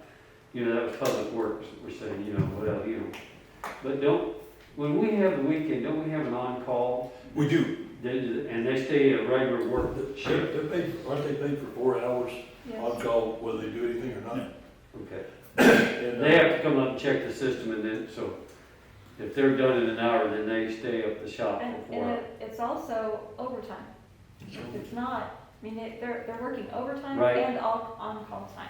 It's not straight time because they've already worked a 40-hour work week. Because that department doesn't do shift work. So in other words, we have all of them on all week long. And then we have someone who also gets the extra hours of on-call. They rotate that. For the maintenance. Yes. Yep. So we need a fee, an extra fee to cover that cost Yes. for non-business hours. Well, that would be only if somebody wants it, you know, I mean, they're. Right. But that fee would be if they've already worked their 4 hours and they've already got home, they have to come back. Well, So we, maybe it's not outrageous, it just seems kind of high to me. it does, but how hard is it to make that phone call and say, hey, I'm coming up, can you turn the water on Friday? It's true. Or turn it off on Monday? And the one things that Public Work does do is, you know, I'm in Texas, I call and I say, can you turn the water on? They watch it cycle through, you know, I don't know how many gallons it is, 4 or 5 gallons to make sure that, 45 gallons to make sure that the water heater and the tanks fill up, and then it stops. They watch If to they see see it it stop, going through too much, they turn it back they off. turn it back off. Okay. So Because then they know they have a leak in the house or something like The that. reason I'm concerned a little bit about that, because this last weekend, we went over and closed up our property at the Butte, and they called us and said they were working on the line, okay? Well, I've got a can outside my meter where I have a shut off, okay? Well, I'm gonna service the coolers, I need to hurry up, condense this. Anyways, I started undoing the quarter-inch feed line and started spraying. I thought, hell, that's sure a lot of pressure for running back. So I got, looked in my can, my valve was on. So they must have decided, well, we worked on the line, turn that on, we'll go turn the spigots on and make sure. Well, how do they know that I haven't taken my wash machine apart? Yeah. You know, and now it's spewing all over my laundry room, you know? Lockout, tag out. Well, see, they, you know, they said they were gonna work on it, they didn't say, well, we possibly will turn your water on. You know, they got into my box and used my valve. So your water was supposed to be off? That, I turn it off, I don't ever leave it on, but I don't get in the city's No. can, I get in my can. No. They worked on the water line in the street, and then, cause I know, I put my lid on a special way, I looked at the lid's different and blah, blah, blah. You know, and then I try to change the spray, and so I have to turn, there's water on, why is the water on? I know I turned it off, well, I turned my valves on. But see, now I've weatherized my house, all my valves are open. My wash machine is disconnected and those spigots are wide open because I drain the water back, I don't want it to freeze. They turn it on, hell, they flood my house. You know, so I'm concerned about, you know, I'm glad to hear that when they watch the meter, they don't just turn it on and, hey, we're done. Yeah, because a lot of times you can forget that the valve's on Yeah, or something. so I'm glad to hear that our maintenance people turn it on. If it starts running more than about 40 gallons, they turn it off. You know, so that's good news out there, safeguarding. We don't want to ruin somebody's house. So we sticking with 165? 150. Oh, sorry. I was adding 2. Yeah. And that's an example of trying, what we're telling them is just do it during the week. Yeah, do it It's so during the cheap. Why not make it Yeah, Friday? if we're advising them, say, well, we're leaving Sunday, will you come turn it off Sunday? Well, we can. But it's going to cost you this much. I've got no problem with that. Now, you know, we turn it on Friday, we get a phone call that it wasn't quite turned on or something Yeah. like that. We have to come up on a Saturday, we don't charge on it Okay. at 150 Okay. because it was scheduled for Friday. You know. I just want to make sure we're safeguarding ourselves, that we don't get ourselves in a, you know, because people have already left and want something turned on, you know, we'll be there this Saturday, turn it on. Okay. Okay, so we good? With that part where we done temporary turn off and on? Not to exceed 1 week, should we done it? This one specifically is like I was saying, for Like inspection regular- purposes. Yeah, Okay. and, I didn't make notes in my margin. This one is for, the suggestion is $10 during normal business hours and $150 on weekends. So this follows right along with B. If I'm a property owner and I want my water to turn on, turn off, because I'm leaving the house for 3 months, it's gonna be $20. If I only temporarily am going to Albuquerque, but I don't want my house to flood because I'm in Albuquerque for 5 days, then we split that in half. Whereas before it was 15 and $7.50, now we're suggesting $20 and $10. Does that happen a lot? Yes, I do it all the time, personally. I don't leave my water on for 5 days if I'm not at the house.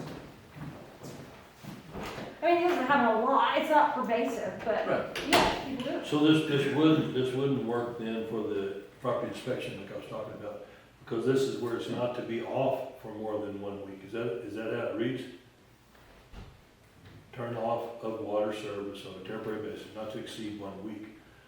So I was trying to talk about like if we had it turned off, you guys have been gone for 3 or 4 months, but we're So selling. you're wanting to turn it on for a week? We want to turn it on, yeah, for a Monday inspection and then turn it right back off. So, I don't think either price is unreasonable. I mean, it's worth $20 to make sure the house stays safe. It's also worth $20 to get it inspected, because you can't sell it if you don't get it inspected. So you're not denying them the right to market their home or making it cost so much that they're gonna get, I mean, people are gonna argue if you charge them 10 cents, but if it's a reasonable. $20 seems reasonable to me. $20, I mean, that's Big Mac anymore, I think, you know, so. That's about What, yeah, If you drink. what do we need from, on that Jim's example? So somebody's selling their house, a realtor comes in, they wanna do an inspection. What do we need from them to turn it on, other than the $20? Turn it on and turn it off, The if we had realtor that. doesn't get to just call us, the homeowner has to call us. At that point, it would be a turn on and off, unless you put subsequent language in here that states if it's for, realty inspection, you wanna put a fee in of $3, I don't know, the fees are up to y'all. No, I was just curious what it would take. I mean, the real estate as far as agent in-house. should not be calling us, telling us, this is what's going on. The It homeowner would should be be the calling property us owner. and saying, I've got a real estate agent. Unless they're acting go as out their there. agent, like we said earlier. Yeah. You know, if you're, when you Your have. property management, like Cloudcroft Real Estate, that are renting out, Right. those are the agents. I mean, I can see a lot Not of just a different real reasons estate for agent. it to be temporarily turned on. Yeah, One, you redo So all you the may plumbing in want your to- house, you're not ready for it, but you need to test it. so you may wanna just take that number one and say temporary, turn off, turn on. Yeah. As long as we can, And then it's only half of the price for me to have 5 inspections done, you know. I mean, if the real estate agent is gonna show the house 3 times that it's up for sale and they wanna have water, then, and you wanna turn the estate agent, it could possibly be half that price. If that's y'all's call. But you can very simply change the language to say, turn on, turn off with water for less than a week. that one actually works for me. I don't- Yeah, I think, and it gives them options, you know, a little bit of a price break. Yeah, you're not hitting them quite as hard just because they're trying to sell their home. I understand they're trying to sell their home. And, you know, understand that people are trying to leave their home and some of us have phobias that we don't wanna leave the water, you Right. know? that- And they have to already have an account that's being billed, because they'll be billed and operate. Yes, So, yeah, I think we can turn that Okay. to a turn off, turn on turn off. Right, I like that. on a temporary And basis. that's what I have in the notes. If turn off on is after hours. It is on the notes. During normal, well, Oh. that was for the turn off. Okay, so I'll just notate it that it needs to change the turn on, turn Yeah. off. Under the temporary. Yeah, Okay. But if they're trying to do it on weekends, it's 150. right. Which is the same for, And I just think that helps people get organized, you know, it's finally Well, and if people complain, say, the reason we're doing this is to encourage you to do it. You know, we're trying to give you the information. You can get it done during the week, for very minimal price. It goes under, we don't tell them no, we tell them how much. That's it. It's cheaper if you don't do it on weekends. but if it's an emergency, Yeah. well worth it. Okay, Meter removal. How much does it cost in labor and time to remove a meter? Well, you know they're gonna have to dig it up, you can't reach down there half the time. in that Yeah, can, most of them, yeah. You know, if we had bigger meter cans, you might be able to, Yeah. but I don't know anybody's got. Yeah, my meter can is only about this deep. Well, you might be able to You do- reach down with wrenches and one person and you don't think it. But I've got a rent house that's 6 feet down, there's a backhoe, is the only way to get to it. Yeah. To dig the whole thing up and take a guy at least 3 or 4 hours to remove the meter on that one house. And so we moved it to a $600 from 75. In our conversation, it was to discourage repeated meter removals. Yes. If the meter stays in there, the bill keeps going. Yeah. Pull the meter, you lose that income. You do, 600? but This is is that for income meter really removal. justified income? 600. Well, water sales What's is their that? only income. Right, I know. So we've got to do it. Well, we have our base. And the reason is, John, behind that is, George is saying he's got one meter that you could reach in with wrenches. And he's got another rental property that's 6 foot down, it's a backhoe and man and stuff. You can't- 2 men, a backhoe, and a dump truck, and probably 4 hours to get down to that meter and get it out. And then with that- backfill and put the can back, because the can is nearly as tall as I am. You know, and with any kind of bad luck, you'll snag Oh, something. yes, yes, indeed. Yes, You know, that's more than. So you're gonna remove my sewer hookup? My feeling on it is just to protect. No, you the let income. them sure, you know, you. That's the part I have a problem with, What- is the income stream. I don't have a problem with retiring on a meter, I don't wanna retire on a meter, because, you know, eventually you'll have to put it back in. And that's just cost money. Well, the way the ordinance is read now, whether the meter's there or not, makes no difference. If it ever had a meter, the base keeps being charged. Because Really? There's a line to the property. Yeah, these are one of those things Yeah, that we we need can to, further down in there, but that's the way it reads. Yeah. that is really how it reads. Yes, indeed. That's not how we charge though. Yes, it is. Yes. If we remove the meter, You still get charged. we're still charging? The ordinance says if it ever existed, whether there's a house on it now or not, makes no difference. Okay, That's why I was very unhappy with that Yeah. ordinance. no, that one needs to be changed. Well, think about this, if you use if we use this $10 we talked about, or 10% that we talked about earlier, as security against a loan. So that's where you're obligating your income stream. And you have, I mean, we're talking about 1 or 2 meters here and there. What if we had a downturn in the economy and we have a lot of meters in? If we're gonna obligate an income stream, we need to make sure that income stream's stable. And so that's. As best we can. I can look at it from both sides. If I'm the property owner, I say, I'm not coming back for 2 years, take the meter out, I don't wanna pay the bill. That's great, that's good for me, but what does it do for the community? This is back to that balancing act of property owner's interest and village interest. We're counting on that income stream to pay the obligations of the community. So the more stable we make it, the better it is. It's like any reoccurring income stream, you want it to be as. So we're saying if there's a water line to your corner of your property, we're going to charge you a base. If you ever had a meter. If you ever had a meter. Well, maybe that should be reduced. It's half price, correct? Yes, if it's If- turned Oh, okay, so it off. already If is. we If turn it's off the turned meter. off, the way that it's written currently right now is it's reduced to half, everything is pretty much cut in half. Yeah. They still have sewer, they still have garbage, they still have water, it's just cut in half. The whole bill? Yeah, The whole yes. bill. I thought it was just the water that was cut in half. No, No, the sewer the just whole cut bill. too. I paid both ways. $88. I paid I'm full paying for the house $44. and rent house where it's turned off, so the rent house is half what my regular bill is. Okay. So that's, I mean, y'all, that's where That you can look at continues that the chart. revenue stream, as you Yes. speak. It keeps the That revenue. that tells you what your on and off rates are.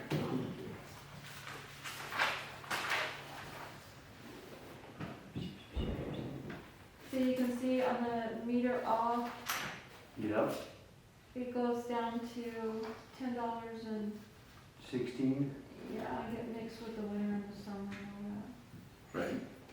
okay. But the sewer,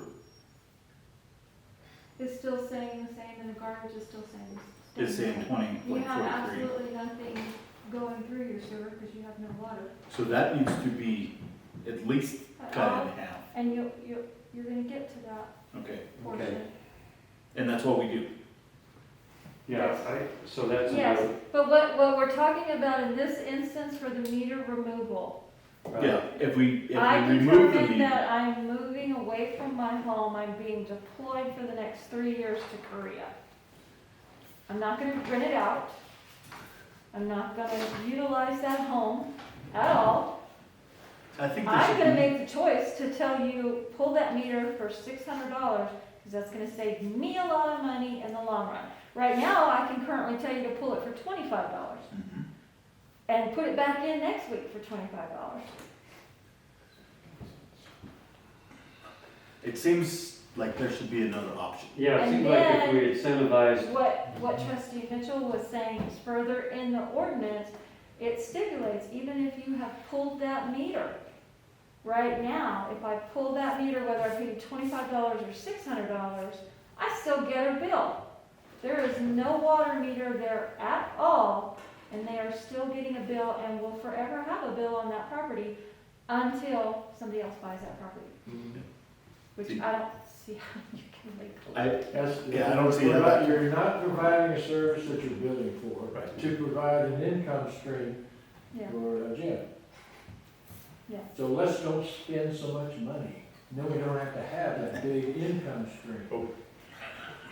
Jeez.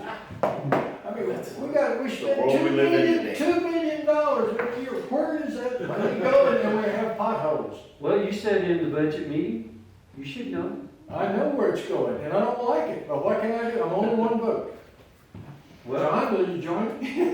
Let's get rid of some of this mess. Lordy. But now we're off the subject. Let's get back on We're what we definitely have off to the do. subject. What I would like to see is where we can turn it off, maybe turn it off for a long period, extended period. extended period. And that's a good example. You're military, you're shipped off for 6 years. You plan on coming back. You plan on living here.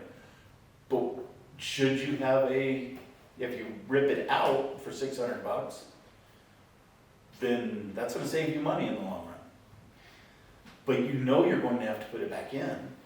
And then that, And Say the you do- reason that I'm sorry, trustee Maynard, you might remember the reason why we moved it to the 600? We wanted to discourage the people that were going away for 4 months or Right. 5 months from Yeah. pulling a meter. We're not trying to address that situation. We're trying to address the situation of the long haul person who's going to be gone, who cannot sell their home, and they still have that piece of property, but they're not staying on it. That's what this number 2 is trying to address. And that's why we set it to 600, so that the 5-month person wouldn't say, come rip out my meter and then put it See, back in. some of these 5 months meters later. are located in the street, there's concrete around them, paving. You know, if you really go to remove it, if it's a small can, it's a big deal. Mhm. If the meter can stay in there, if they turn it off,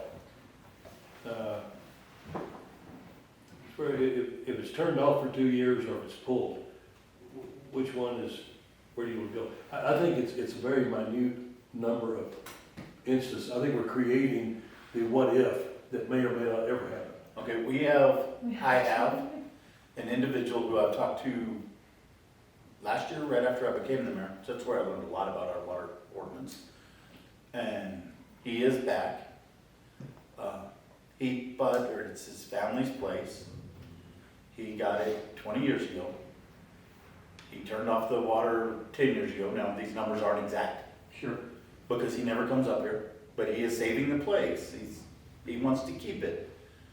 But he has been paying, close to $100 a month ever since. He has no intention of ever turning it on. After I talked to him last time, and I did mention the retiring of the meter, he didn't retire the meter, just retired the fact that he paid his monthly bill because he thought it was wrong. But that's where I was under the impression that we still charge full price on trash and sewer. And I could be mistaken. Well, I think on that. we do. I think we do, yeah. The water, Mayor, I or think the that's trash and fine. sewer we do. It's the water. Yeah, that I mean, goes down he's- that. But it, I don't feel, and I know that's a steady income stream, but there's no benefit that he's getting for the money that he is doing. If he was to rip it out, say it's a concreted in and a paved area, 20 years down the road, he sells the property, somebody's gonna have to pay to put that back in, when we could just have it there. What I'm thinking is if we can put it on some kind of long-term disconnect, and maybe charge them different, but I think we can handle it with paperwork. Well, Long-term Yeah. disconnect for $500, but you are not allowed to turn it back on, except, there will be no bill. and just make sure that you get your language. Yeah. When you turn it back on, there is a $500 connect fee, okay.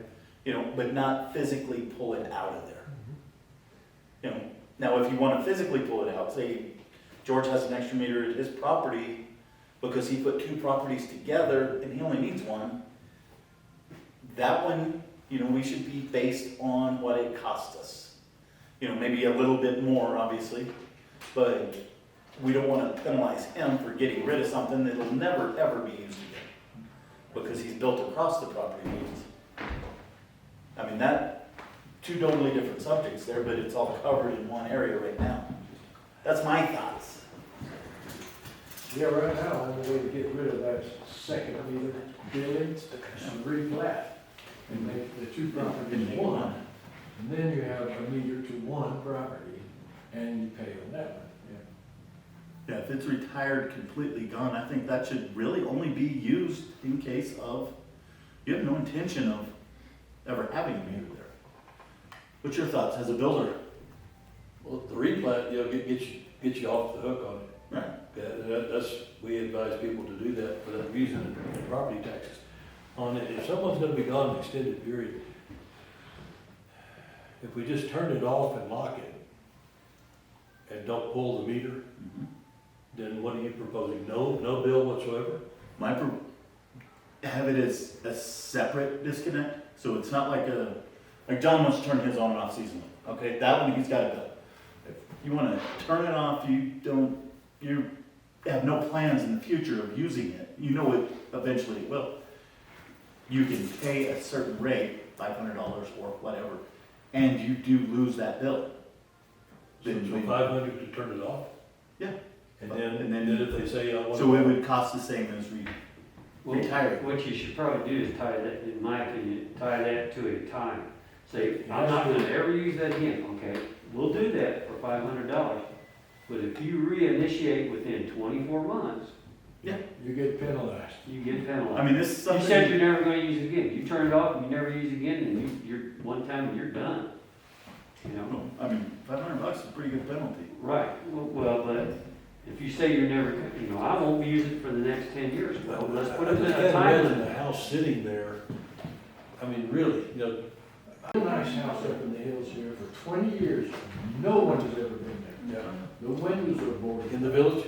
In the village. Real nice place. And, you know, the grass grows up, the windows are boarded up, and no one has ever Does, been there in 20 years. In our building software, can it keep track of a time like that? See, because that's the other thing, like, okay, you write it in your ordinance, a year or I two ago. believe that the new software can, we'll check on it to make sure. We put a check with the time limit on it. You put But a, you could put it in a Flag. specific code, just like if you were writing something off to bad debt, it would go into a bad debt code, so you would be able to definitely. So if someone put it came into- in to a code. reestablish the account, you would see it. You Yes, would see it in the notes. yes, you would see it in the Notes. notes underneath that code. so it would be kind of like how the co-op does, when they shut off less than a year, Yeah. you know, that goes away, but if you reinstate it Yeah. within that 12 months, they say, well, okay, well, you were disconnected at this point, you have to pay that minimum Yeah. to this point.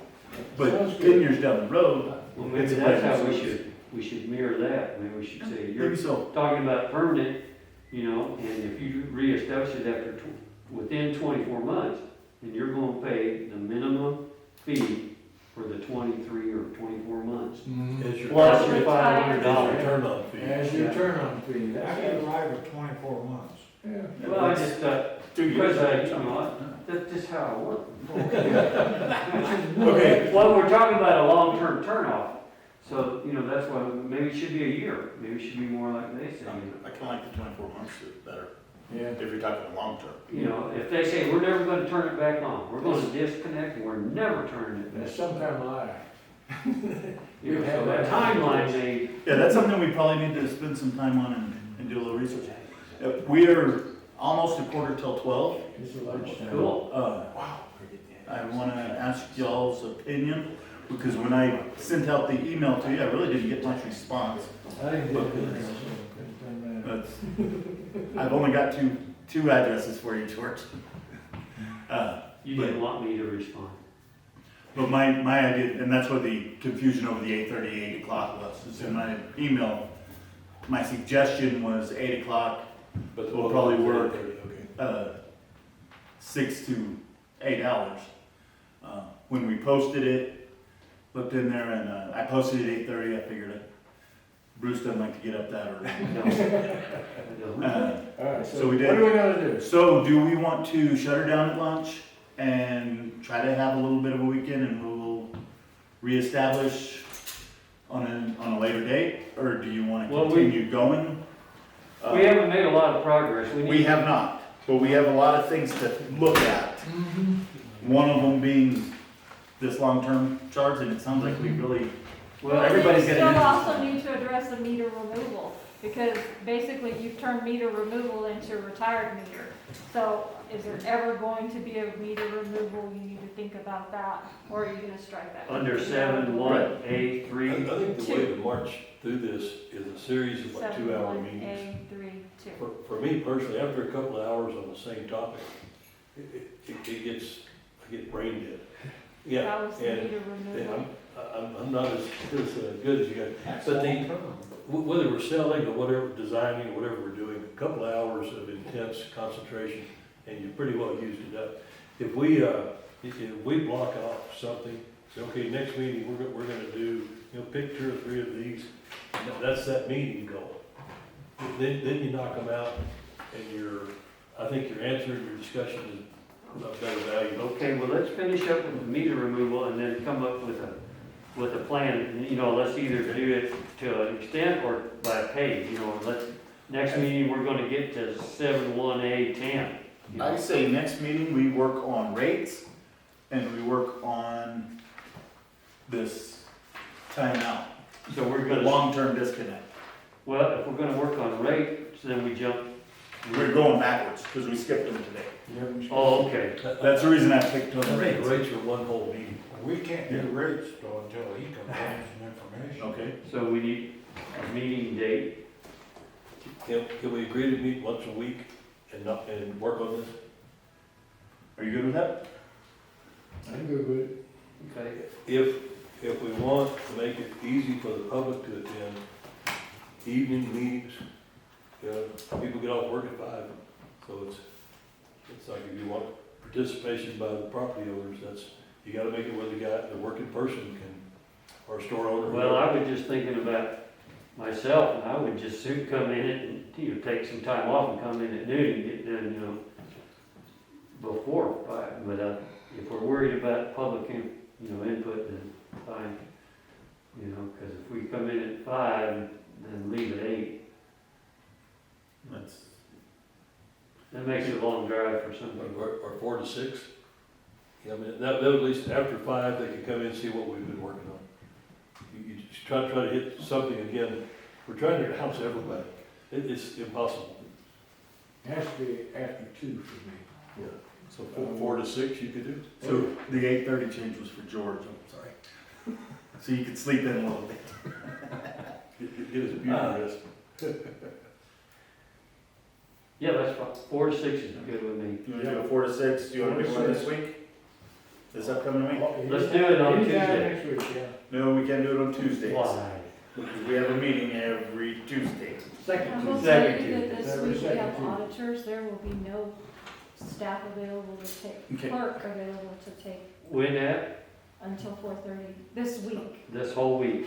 Well, except for the 11th. I'm sure we at could which talk point we're 30 closed. minutes before we need somebody else. Well, just that, Well, I'm sorry, but you can't have an Or open we just meeting show them without the clerk. notes? yeah, it's gotta be recorded, though. Clerk with You me. have- You have We one. gotta have minutes taken, so we can't be without. The clerk, you gotta have. I can't do Monday the 15th. Tuesday the 16th, we are in a meeting In a meeting, and a rezoning meeting. Wednesday the 17th, I'm open as of that. Okay. so the day after the meeting, Yeah, we'll just live up there. 17th, what? November 17th, 4 o'clock. Unless you wanna do a 6 a.m. meeting, No thanks. we can be done before everybody has to go to work and I can do it. 4 o'clock. I'm all over. So on the You just 16th. said 4 to 6. yeah, we'll do it, and we can do a hard I think time. I think that helps us. It's like, come on guys, we only got 20 more minutes. What do you want? What do you want to do? And then keep them reasonable. So topics four- for each meeting. So on the 16th from 4 or 4:30 to I thought he said the 17th. 7? November 17th, Okay, sorry. November 17th, 4 o'clock. 4 to 6. And we're gonna do just rates. And we will work on rates.